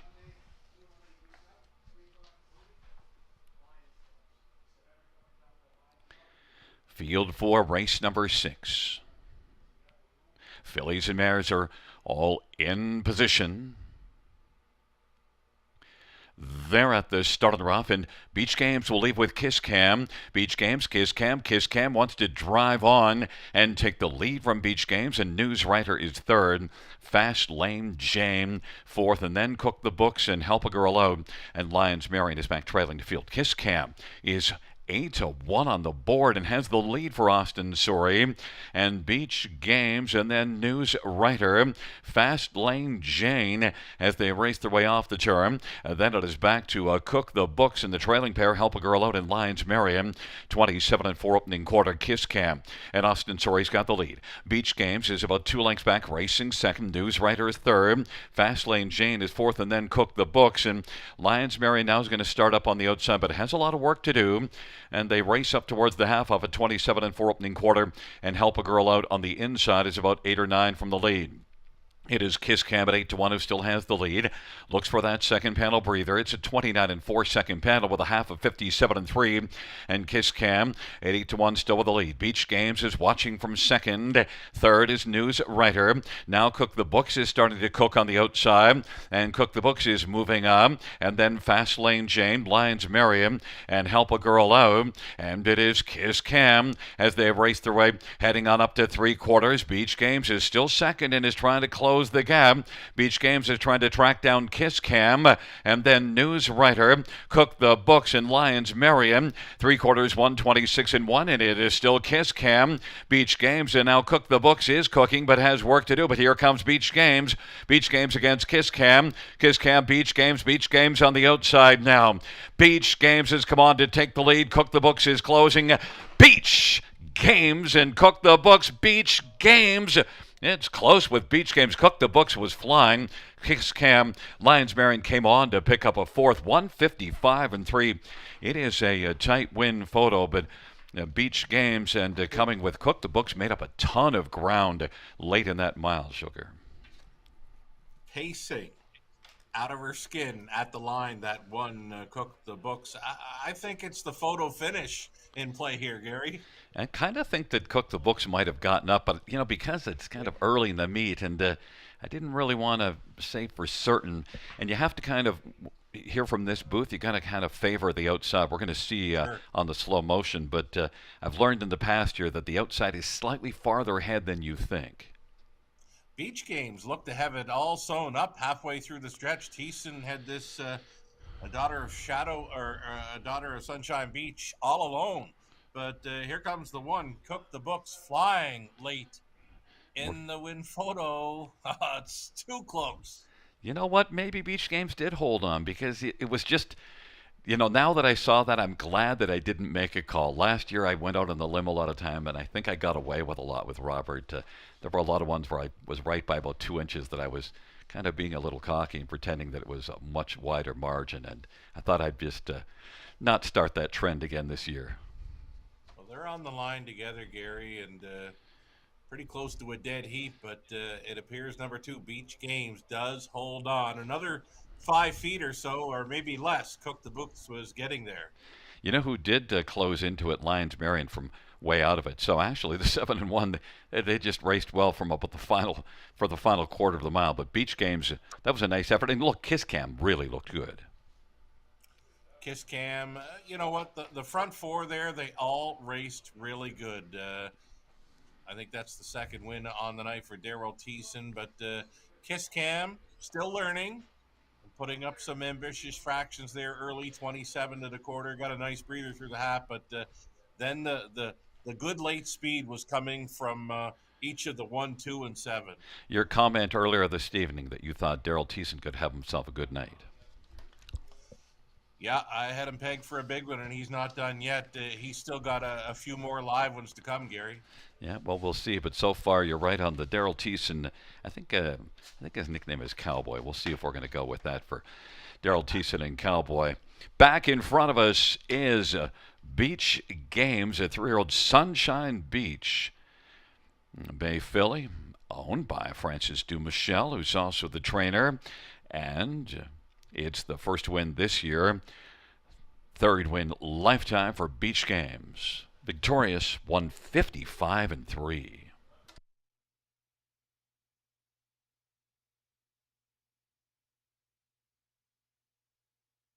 Note it is the driving double for Daryl Thiessen.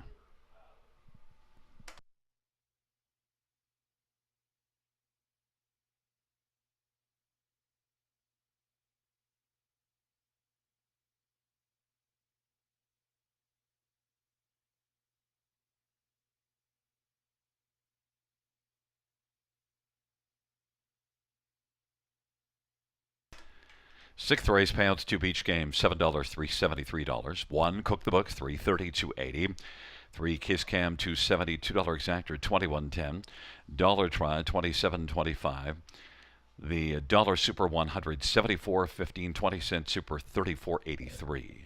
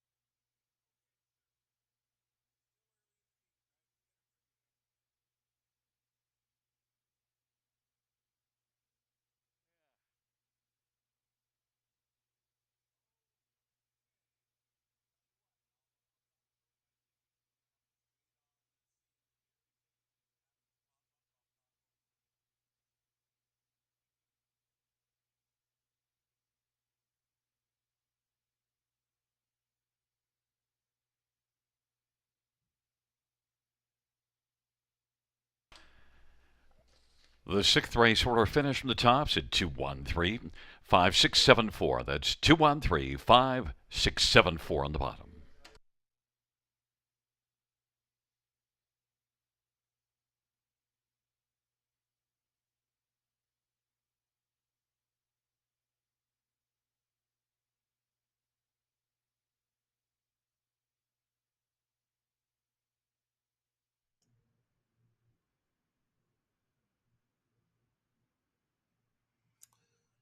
Welcome back to the show, everyone. You're watching Grand River Raceway, day 2 of their race meet for 2025. We've got a late pick 4 starting up here in race number 7. Race number 6 had the pick 5, beginning with Beach Games, scoring with Daryl Thiessen, catch driving for Francis Dumichel. Beach Games was a winner twice over Grand River Raceway last summer. So some horses are winning tonight. Coming back to the river after starting there last summer. So it's something we keep an eye on. Look for those horses showing life best or season's mark from last season over Grand River Raceway. They certainly love the 5/8 there at Elora. So opening leg of this late pick 4, we're going to try number 2. Holy Jalapeno, Jeff Hunt, already in the winner's circle this evening, also including number 5, Better Than Pride, off the claim. Now being raced by trainer Malik Smith. Jason Ryan hops on board for the drive and also will include number 6, Little Manny, more than capable. The 6, Little Manny, should he show up with his A game here tonight.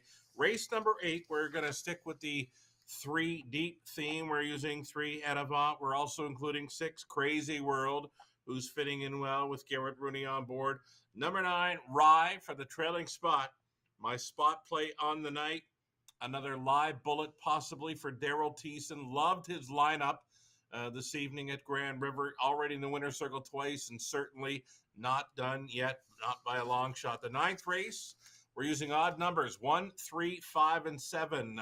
Top class preferred, pacing event, Ideal Perception, Rail Advantage, number 3, Artie's Ideal comes in off the big win, 53-1 over Flamborough.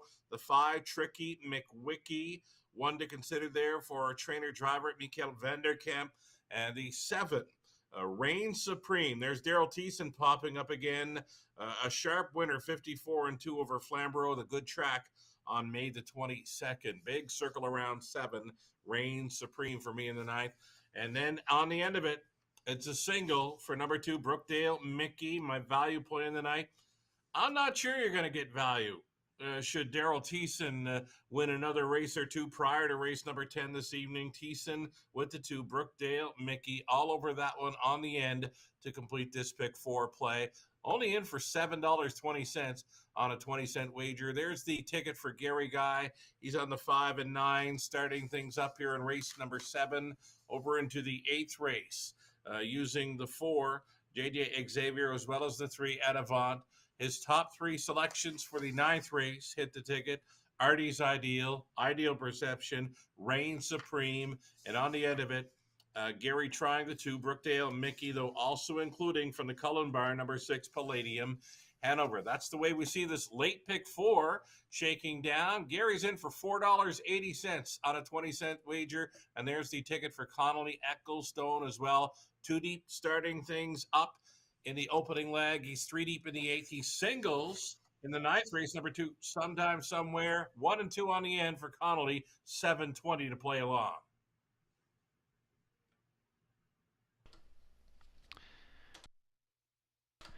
There's a look at the paddock cam, sponsored by the Ontario Equine Education and Employment Program.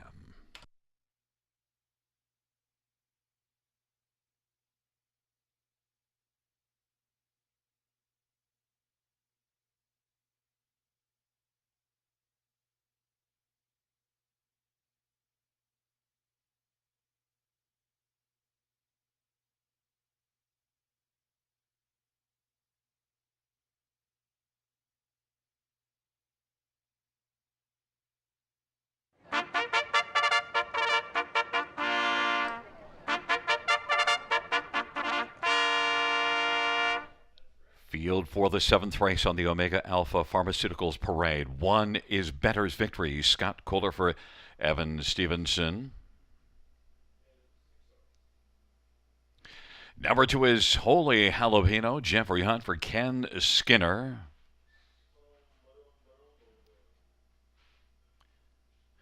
And number 3 is Are You Kidding Me, Cabby? Garrett Rooney for Cassidy Schneider and Frank Shervolotti. Number 4 is Play the Ace. Mark McDonnell for Riley Simpson. The owner is Shengo. Number 5, Better Than Pride. Jason Ryan for Malik Smith. Number 6, Little Manny. Sammy Filia for Rafael Barassa and Kim Ebacher. Number 7, Full Disclosure. Travis Henry for Ashley Lenvoy. Number 8, His Beats Hanover. Steve Houdon for Laura Toscani.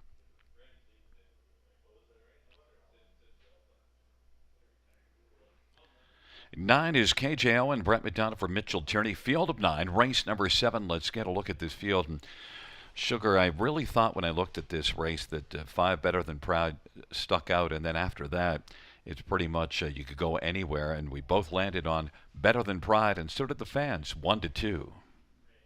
Race fans are heavy on the 5 after being claimed in the latest for $10,000.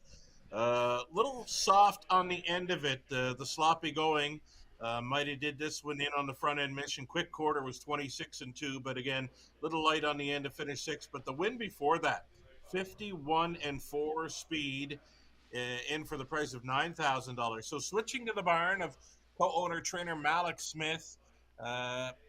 He's had some success when claiming, and they're usually good to go right off the bat. So keep that in mind when playing this opening leg of a late pick 4. 3-5 for number 5, Better Than Pride. Jason Ryan hops on. Well, and Holy Jalapeno, Jeffrey Hunt already has a win on the evening, looking to get to Holy Jalapeno 11-1. I tell you, the last few lines, though, at Flamborough, they were not great. Not so great, but a pretty quick mile, though, last time out. I mean, that trailing spot, it doesn't do them any favors in London. Likely doesn't do them too many favors at Flamborough either.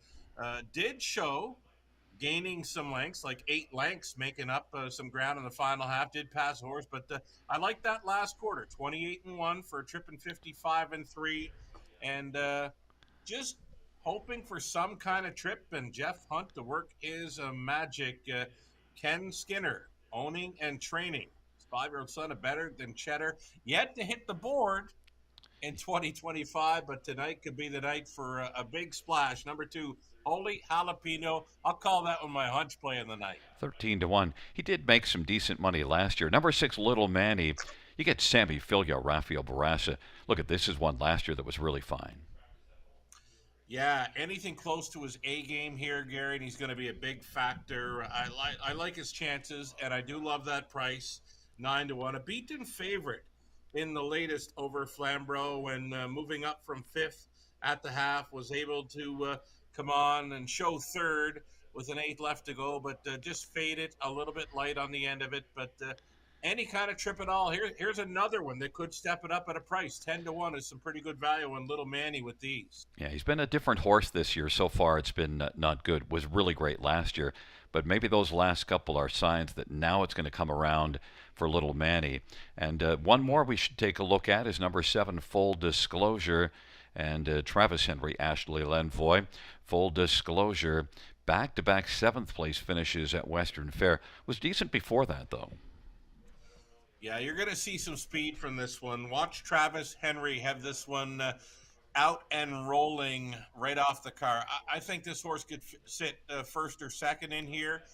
Another big price play, 19-1. Our first look with Travis on the horses this evening at Grand River Raceway. All the action continues on that 5, Better Than Pride, and that's inflating the value on the rest of the field. The rest of them are pretty much double digits beyond the 9. KJ Owen. This is a great betting board if you're not into the 5. You know who I went to for second was 9, KJ Owen. That last race, that line won't impress you, but I thought he did some really nice things in some previous starts. I think he can be a good closer. If you look further down the page, I just could see maybe KJ Owen flying late. I can use him in here, exactor factor all day maybe, Gary. Well, at least the price 5-1. No price on the number 5, Better Than Pride, 3-5, taking up their positions. Better's Victory, Holy Jalapeno, and Are You Kidding Me, Cabby on the inside. Play the ace, Better Than Pride in the center. To the outside, Little Manny. Full Disclosure, his beats Hanover. Second tier, KJ Owen. It's a field of 9. It's the 7th dash.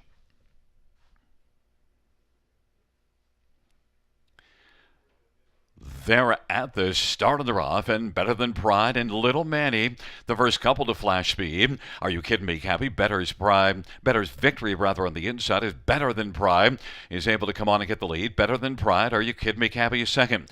Better's Victory, third. Little Manny is on the outside, fourth, wants to find a seat on the inside. Squeezes over to the pylons, racing fourth in front of Holy Jalapeno. Then it is back to play the ace, and KJ Owen is seventh right now. Then his his beats Hanover, and then it is back further to Full Disclosure. But right now, Better Than Pride, none better than this one right now. Jason Ryan on a lead of a length and 3/4 over Are You Kidding Me Cabby. Better's victory third. Little Manny is going to pop to the outside, and KJ Owen is moving up now and is going to pick up live cover in his second over as they work their way up towards the half of a 27/4. And Better Than Pride dropped to 1-5 on the board. Little Manny is on the outside taking over second. Are You Kidding Me Cabby is third. KJ Owen is well situated second over fourth. Better's victory is fifth. And then it is Holy Jalapeno sixth. And then Play the Ace and back to his beats Hanover and Full Disclosure. Better Than Pride trying to fend off Little Manny, and Better Than Pride is looking strong. Better Than Pride, Little Manny on the outside is still second, a length and a quarter back. Are You Kidding Me Cabby is third. KJ Owen is maybe flattened out a little bit at fourth now, then Better's victory and Holy Jalapeno, and then it is Full Disclosure and his beats Hanover and Play the Ace 3/4 at 126, and Better Than Pride still has some work to do because Little Manny hasn't gone away. Better Than Pride, Little Manny, Are You Kidding Me Cabby, and KJ Owen is sent out wide, and Better's victory on the inside. Better Than Pride as they come on down the stretch drive still is Better. Better Than Pride, Are You Kidding Me Cabby. Then it was KJ Owen and Little Manny. Better Than Pride, 154 and 4. I thought this one stood out. 1-5 on the board. Better Than Pride. There were none better, Sugar. Yeah, he was all right tonight and was able to steal away on the lead. His middle half there, Gary, 59 flat. Got chased up following the halftime where he got the second quarter in 30-1. I thought going to be very tough to track that fellow down, and it sure was. At first asking for trainer Malik Smith, Jason Ryan scoring. Nice mile over Grand River tonight, 154 and 4. And Are You Kidding Me Cabby did a nice job at least to keep on going, because I wasn't sure if Are You Kidding Me Cabby was going to stick around for second, but because a little light this year, only one win in 17, but there's Garrett Rooney on the inside keeping Are You Kidding Me Cabby alive and a solid second. Yeah, they call him G Money now. You know, he's likely to show up with a value player now and then. There he is, 16-1, finishing second. Are You Kidding Me Cabby? Horses that I thought would fire in there, like the 7 Full Disclosure, wasn't happening. Took right back to near the back there off the car. So surprised to me to see the 3 Are You Kidding Me Cabby working out that pocket trip. You know, a horse that fired twice, KJ Owen, made a big move, and then to come getting up into the second over spot, kind of lost a little momentum there, and then kicked in again late. You were chasing after him pretty good here tonight, and he fared well. I'd be putting a circle around him for next time all day. Yeah, he's got some real good burst, a little bit of more of a closer, so one that you need there to be enough speed up front, and you know this mile went quick enough, but every race here goes quickly. Yeah, quick quarters most of the night. There's been some 26, 27, but like I mentioned, this horse getting that middle half of 59, that was all he needed. Back in front of us is the winner of race number 7. It's number 5, Better Than Pride, a 6-year-old Better Than Cheddar Bay gelding, owned by Malik Smith of Brampton, who's also the trainer. It's the 3rd win on the year for Better Than Pride, and the driving double on the evening for Jason Ryan.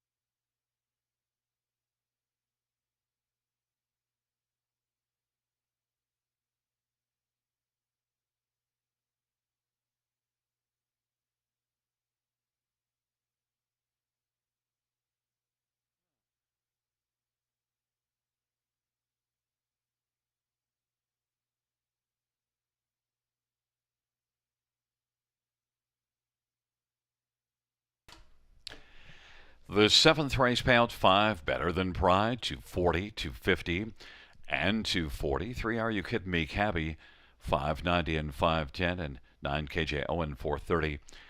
$2 exactor, $18.60. Dollar Try, $28.50. Dollar Super, $93.65. The 20-cent Super is $18.73.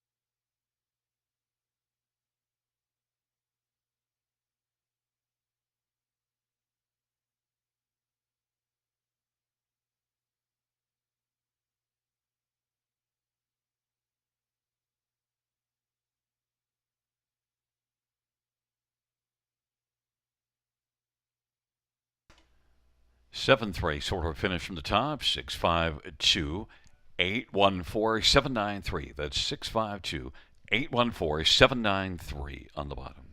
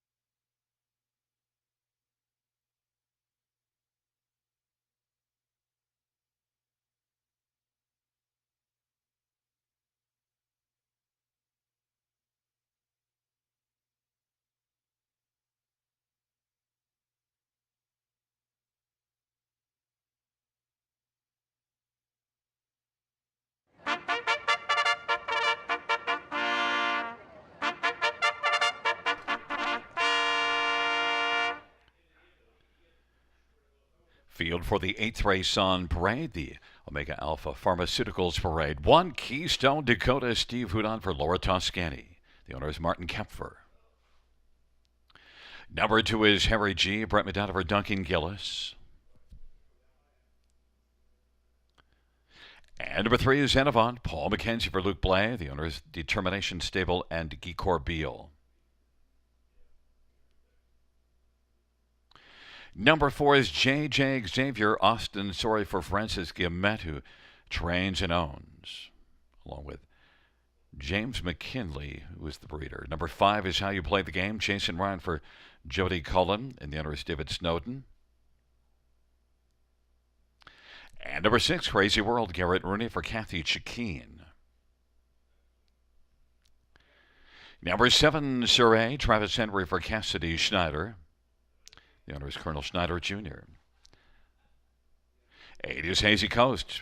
Mike Horner drives and trains for Douglas Wilson and Mark Horner. And number 9 is Rye, Daryl Thiessen for Gerard Demers and Yannick Marquis. It's a field of 9 for race number 8. Let's get a look at this field. A good-looking field. Money has come hard for Enavant, but we both went in different directions. In fact, I have one that's not one of your top 4 in J.J. Xavier, but your pick, Rye, makes a lot of sense to me, especially when you look at those April miles at Western Fair. For sure, Gary. Number 9, Rye, for me. He's the class of the field. Him along with the 3, Enavant, are kind of popping off the page here. Both the 9 and 3 would not look at a place in race number 9, which is our top class preferred 2 event. So for me, number 9, Rye, I felt that he might fly under the radar a little bit as far as price goes with the trailing spot.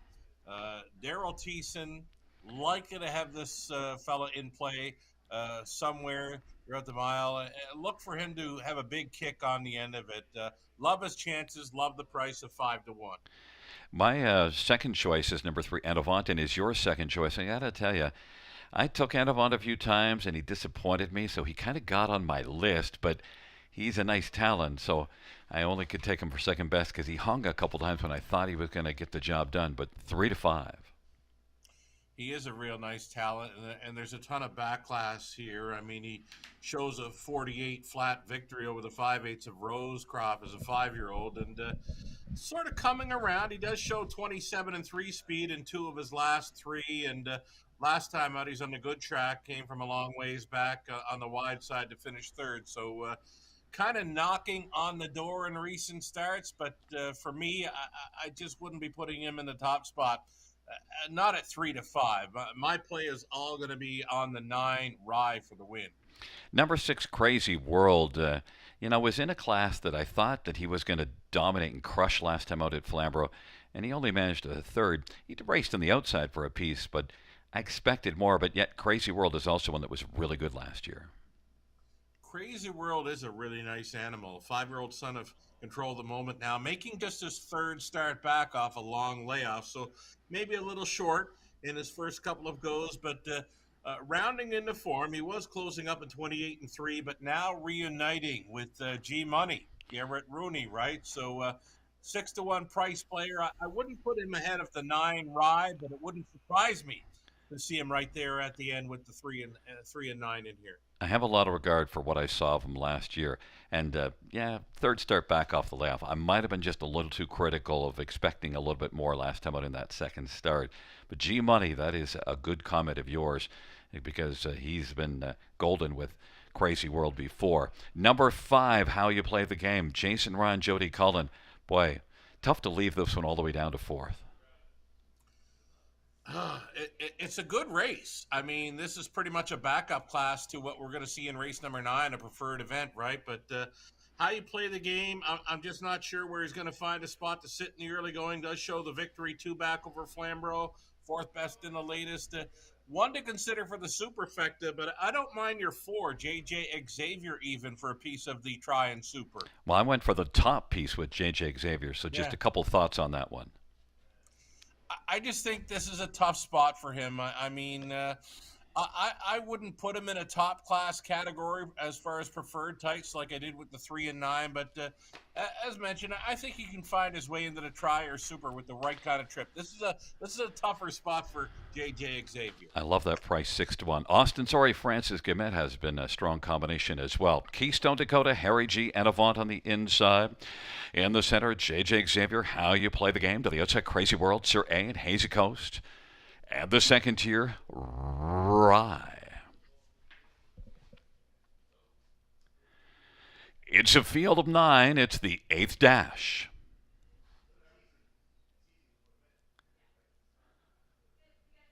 Field for the 8th race is at the start of the rough, and JJ Xavier comes blasting out.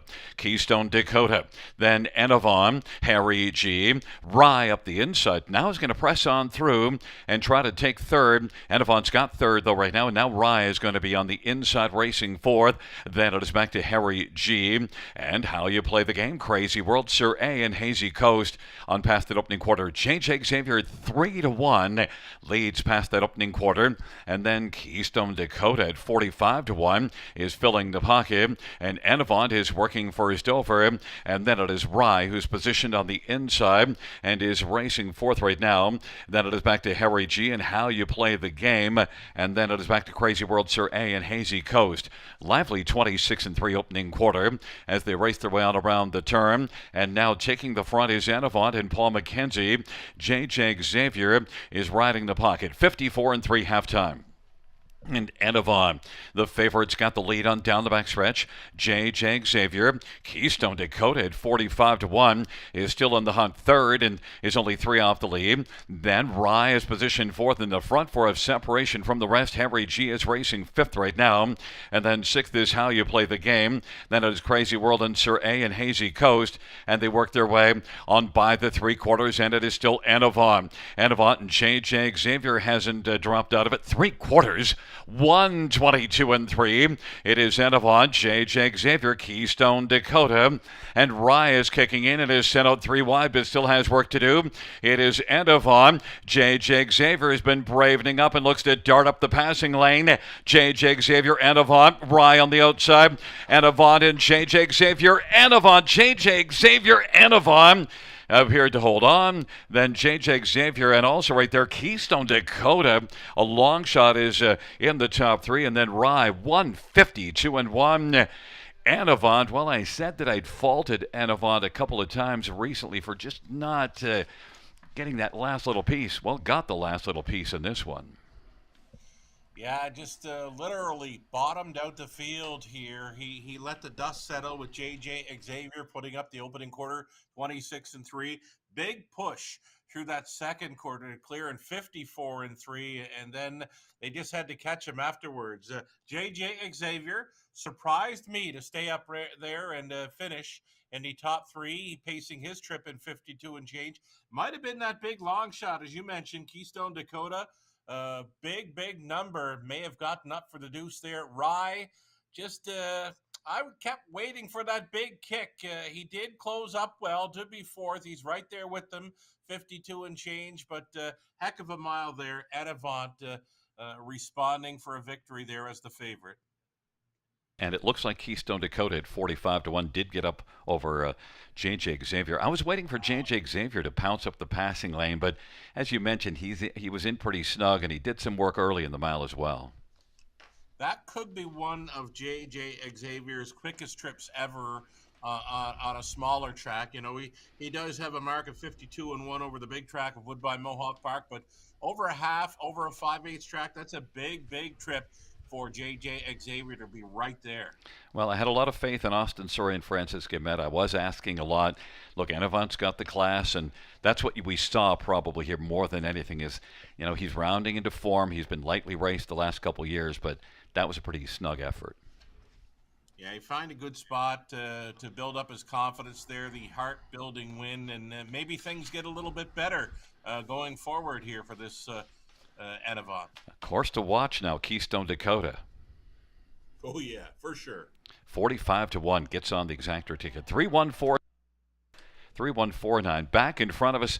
There is number 3, Enavant. 9-year-old Some Beach Somewhere. Brown Gelding, owned by Determination, trained by Luke Belay. The winning drive to Paul McKenzie, second win of the year, and it's career win number 24 for Enovon.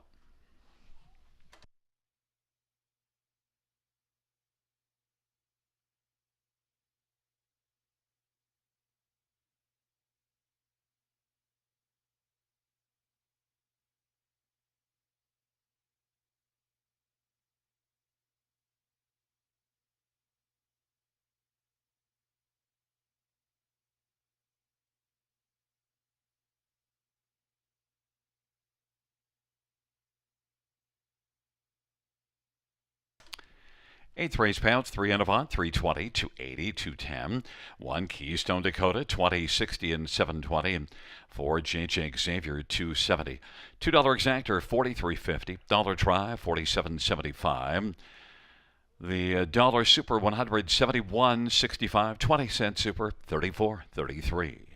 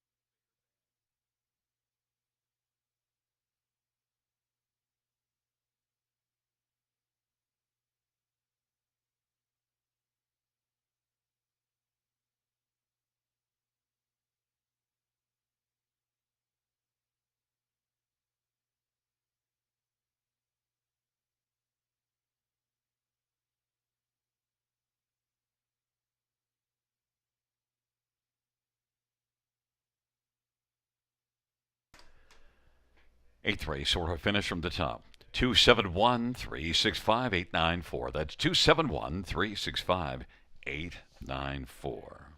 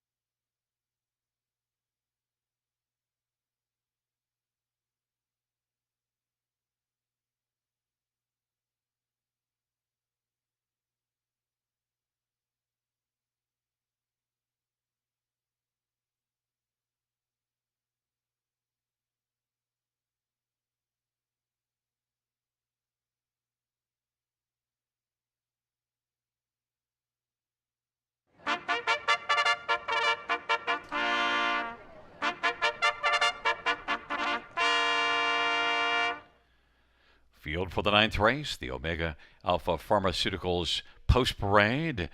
One is Ideal Perception, Travis Henry for Anthony Beaton, and the owner is Lisa Lafort.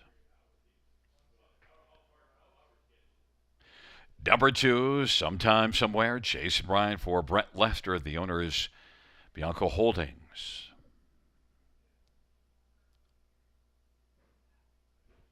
Three is Artie's Ideal, Sammy Filia for Robert Kyle Fellows, owned by Hut Racing. And number 4 is Booming Economy, Brent McDonough for Corey Giles, and owned by Brad Gray. Number 5, Tricky McWicky, Mike Vanderkamp, drives and trains for Stuart and Patricia Bolander. 6 is scratched.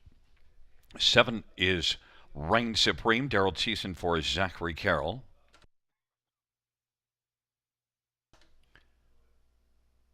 8 is P.L. Oliver, Scotty Culver, Lindsay Kerr, and Alan Jenick and Sally Charlton.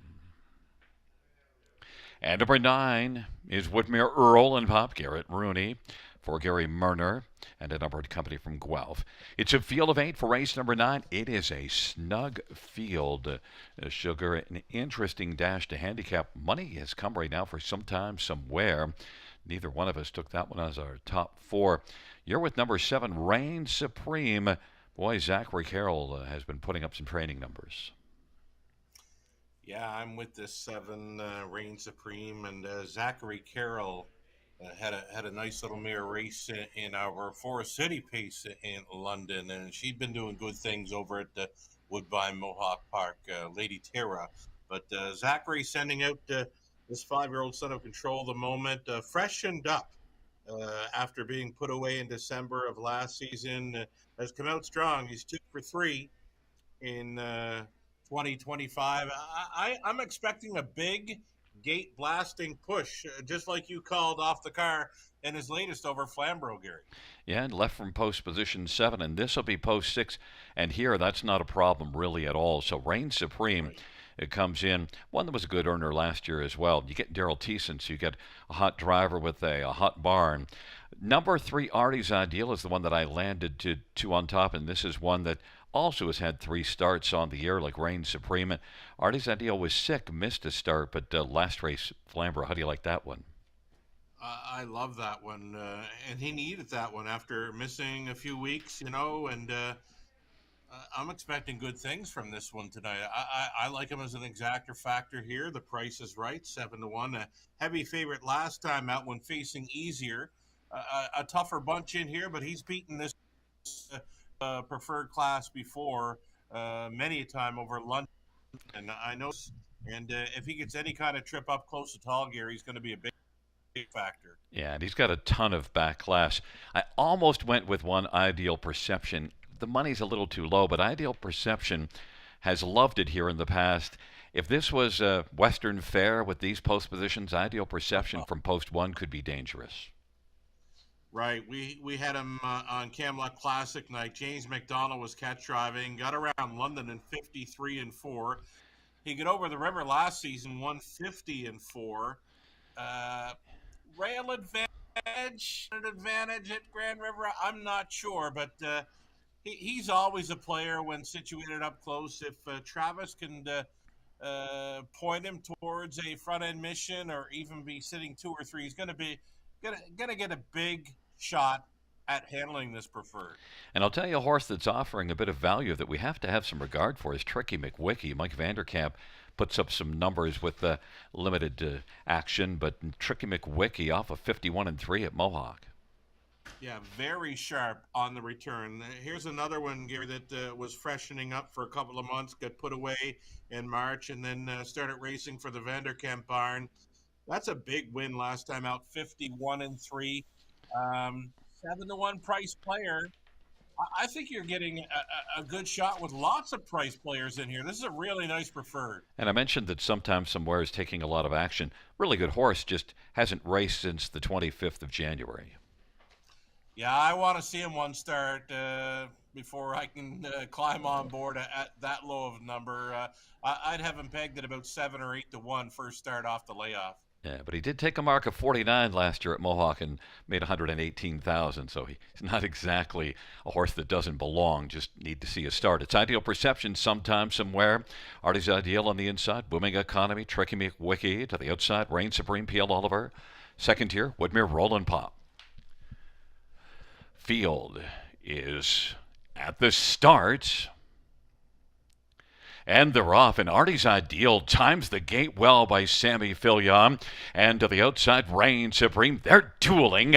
Reign Supreme rolling on the outside. Artie's Ideal. Ideal Perception on the inside. And Tricky McWicky. Artie's Ideal. Reign Supreme had to take back, and now also taking back is Artie's Ideal, because Ideal Perception said, I got the inside and I'm going to keep on driving.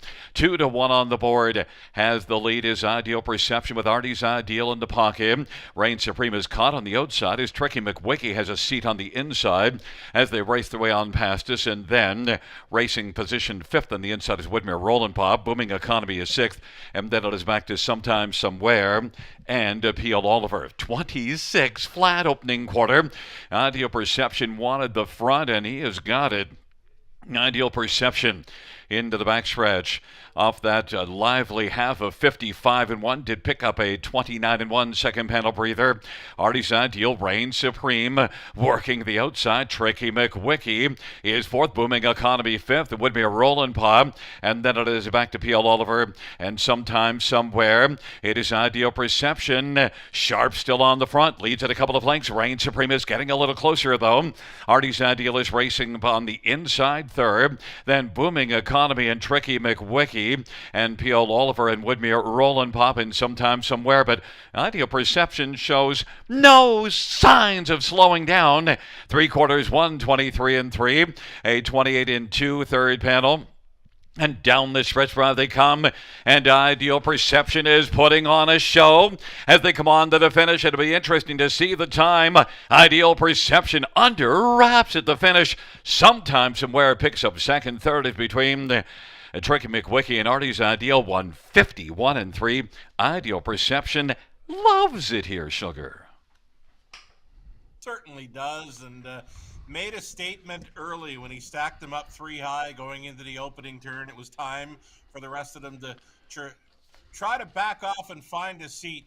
There was no seat for Reign Supreme, who got left out there uncovered throughout. He still finished up there with them, third or fourth here, and closing up well to be for second was that Sometime Somewhere, who we mentioned may need a start. Well, he's got a start in. You want to be looking for him next time wherever he shows up. Absolutely. And the thing with Ideal Perception is, you think opening quarter 26 seconds and was so insistent on the lead that he would pay for it late. He didn't pay for anything late. Look at, he still looks like he could go around again.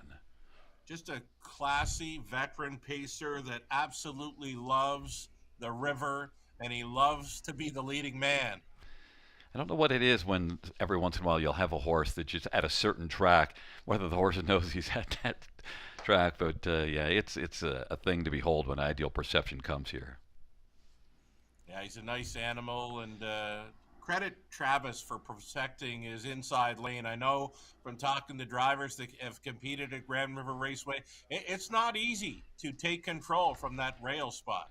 And Sammy Filion did a nice job with Artie's Ideal, trying to time the gate and run through it, thinking that he needed to get a little edge to beat Ideal Perception off the gate, but he just couldn't get enough edge. Oh, that was a big gate push by Ideal Perception. Again, a rail is not quite an advantage there, so just props to the horse, props to Travis for finding his way towards that front end mission. I was impressed that Artie's Ideal stuck around for third, and that's one to keep an eye on again next time out. And Tricky McWicky raced well also. There's a few of them in there you want to be looking for next time out, wherever they show up. And Ideal Perception is the one we're looking at right now. Back in front of us, Ideal Perception. The winning drive to Travis Henry. Ideal Perception is an 8-year-old American Ideal Bay horse owned by Lisa LaFour. Anthony Beaton's the trainer. 5th win on the year for Ideal Perception, and it is career win number 38.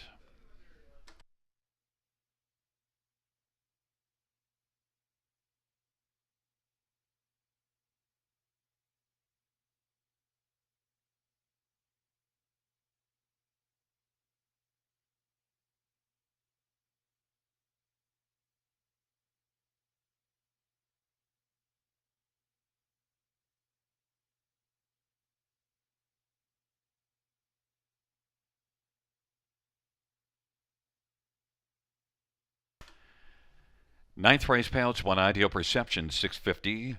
320, 240, 2 Sometime Somewhere, 490, 440, 3 Artie's Ideal, 310, $2 Exactor, $29, Dollar Try, $42, Dollar Super, 180, 75, 20 cent Super, 36.15.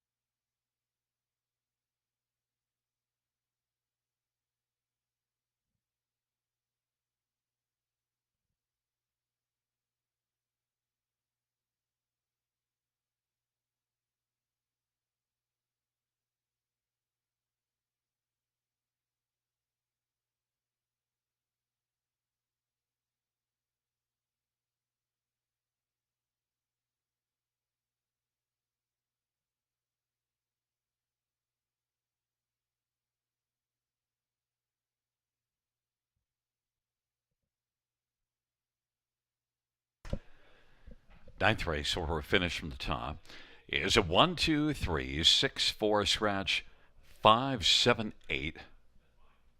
That's once again from the top down 1, 2, 3, 6, 4 scratch 5, 7, 8.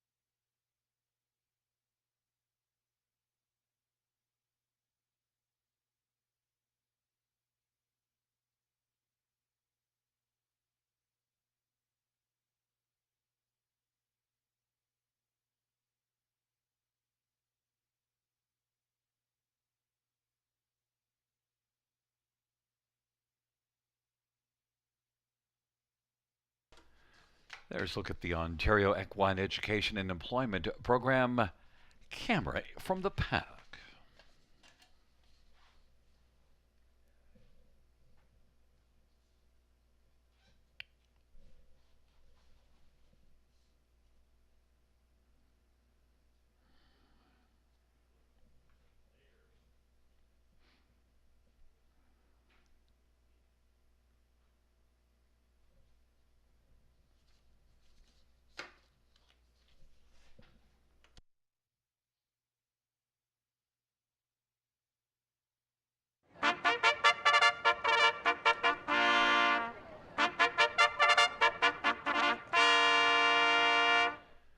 Field 4, race number 10 on the Omega Alpha Pharmaceuticals Post Parade 1 is Hunter Hill, Garrett Rooney for Scott West.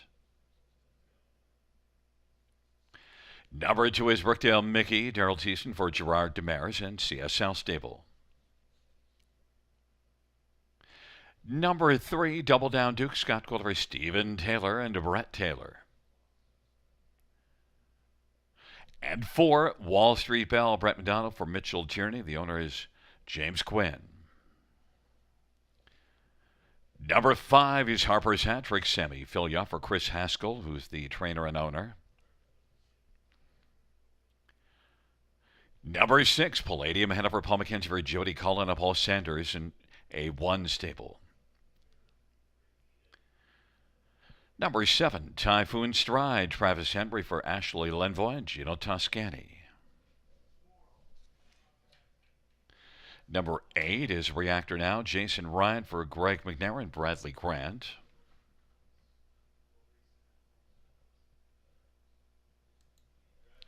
And number 9 is Paybug. It is Austin Sorey driving for Jared Mann and Ron Nobes and Charles Gazzola. Let's get a look at this field, and, well, field of 9 for the 10th and final dash featuring the High Five and Brookdale Mickey. Not a lot of value. Everybody's on Brookdale Mickey. They took your cue. Yeah, I just went with the fact that, well, he won it 4-1 last time out, and he's kind of staying around the same level. And I thought maybe we get that 4-1 again, but not looking like it right now. Daryl Thiessen trying to cap off a big night here at the river is gonna. He was a single on the end of my multi-leg wagers, but even money I can still get behind him. That's a very sharp victory over Flamborough in the latest to 54 flat. Yeah, I would even say he's stepping up in class. I'm with you that the price should be a little higher, but still, Daryl Thiessen, Gerard Demers, and the way he raced last time out. Number 6, Palladium Hanover, raced really well last time out also. Paul McKenzie, Jody Cullen. This is one that's a little wind shy this year, though. Yeah, Palladium Hanover, second by a neck last time out. Come close to getting that picture taken. Just 1 for 20 on the season, but a few runner-up finishes there throughout the program lines. One thing that I've tracked for a number of years, Gary, the final race on any harness racing card in North America, if you're ever unsure of what to play the 6. The 6 wins more harness races than any other number in a finale harness racing North America. Boy, oh boy.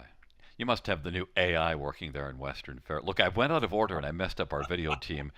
And we need to go to 9, Paybug, Austin Sorey, and Jared Mann. Yeah, I love this horse, actually.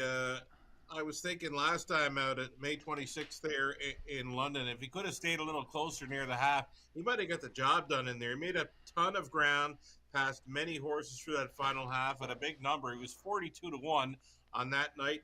This is the 3rd time Lasix angle. I love that angle. I love this price, 22-1 for Paybug.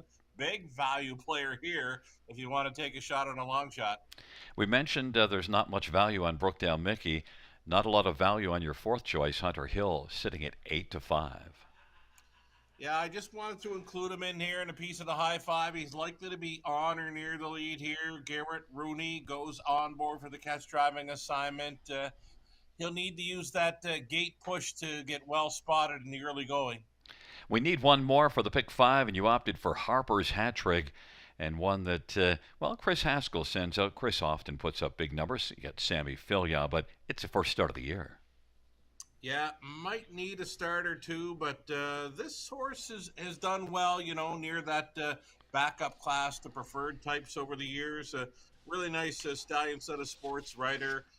Decent qualifier over Clinton's half miler, but we might want to see him once or twice. But I think any one of these can hit that final spot in the high five.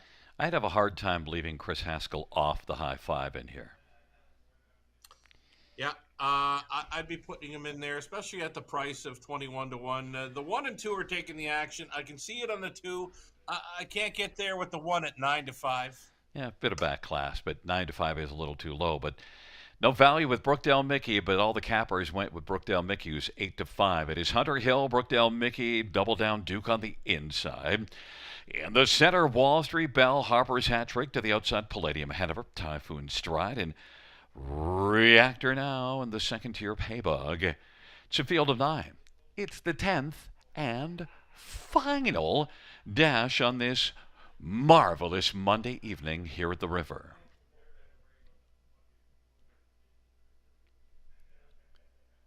Field for the 10th race.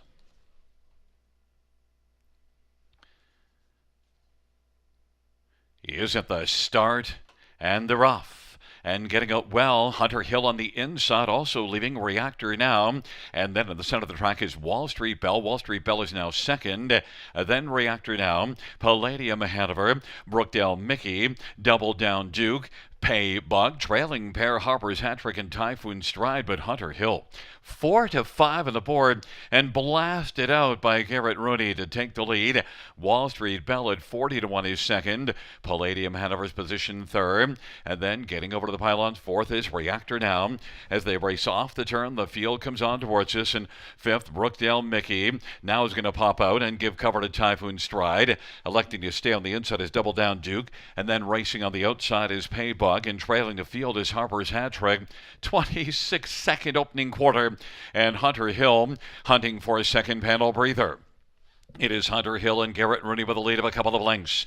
Palladium ahead of her is now moving up a little bit closer. 55 halftime. Wall Street Bell third. Reactor Now is fourth, and Brookdale Mickey on the outside is racing fifth. Then it is Double Down Duke and Typhoon Stride, and then further back is Harper's Hat Trick gaining a bit of ground up the inside in Paybug, but it's still Hunter Hill, and Hunter Hill, Palladium ahead of her at 7 to 1, trying to make up some headway against Hunter Hill, who just will not give up.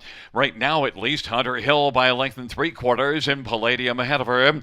Reactor Now is sent out wide. Wall Street Bell, then Double Down Duke and Brookdale Mickey and Harper's Hat Trick, and Paybug and Typhoon Stride. Hunter Hill just keeps on going, the one they're hunting, and right now, without success, Hunter Hill, Reactor Now. Hunter Hill is going to win. Reactor Now is second, then Double Down Duke, and then Brookdale Mickey and Wall Street Bell 153 and 1.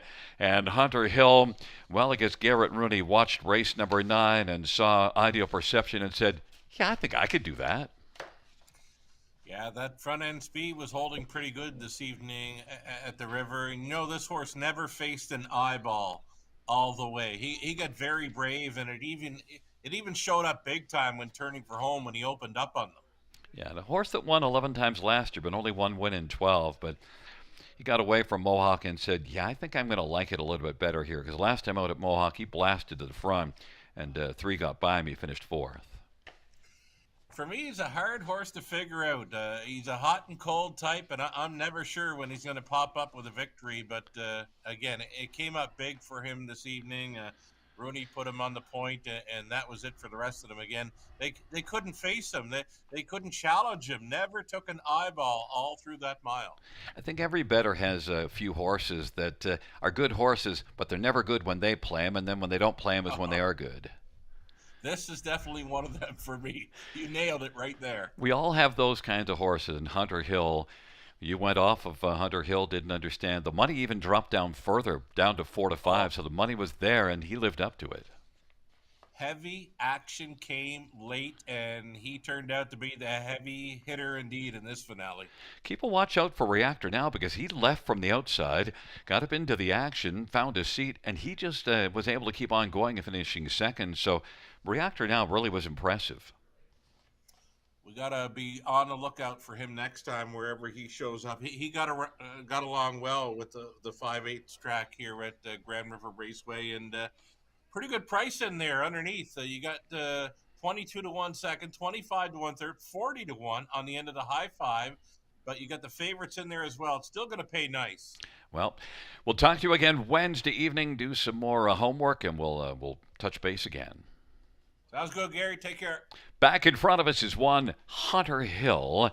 Hunter Hill, the winning drive to Garrett Rooney, owned by Scott West, who's also the trainer. Age rolls Some Beach Somewhere. Bay Gelding is Hunter Hill. It's the second win of the year. And the 31st win lifetime. Garrett Rooney and Hunter Hill take the final dash in 153-1.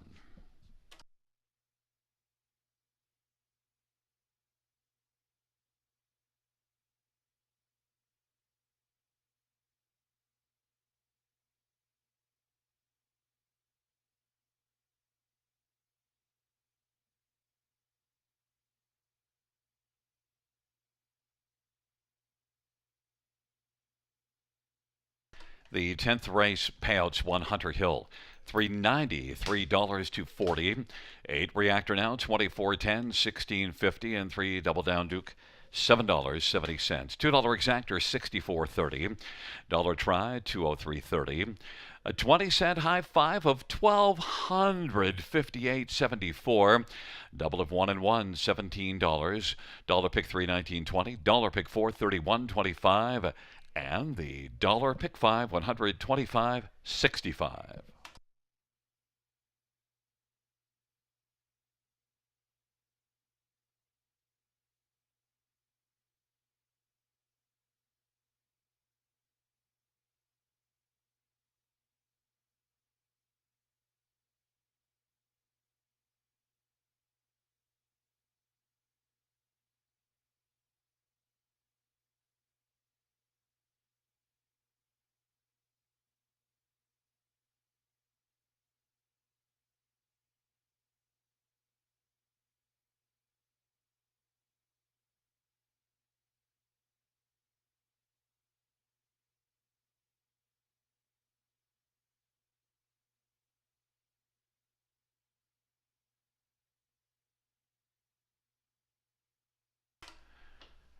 The 10th race order finish will be coming up in a moment.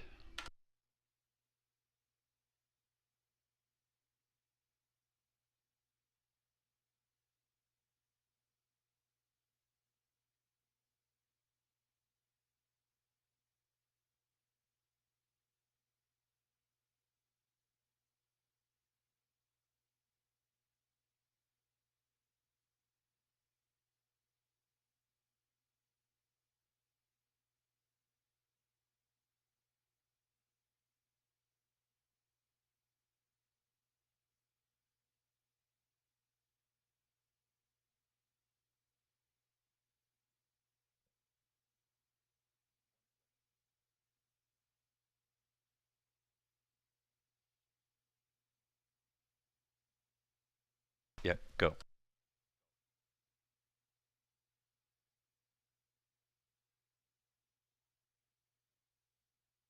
The 10th race order finish from the top down is a 1-4-3, 5-7-6, 9-2-8. That is 1-4-3, 5-7-6, 9-2-8 on the bottom. Well, fans, that concludes the live harness racing program for this Monday evening at Grand River Raceway. Our next live racing event is this coming Wednesday with the first dash of 6:20 p.m. Buenas noches, amigos. Good night, everybody. Good night, Josie Bean. Good night, Gary.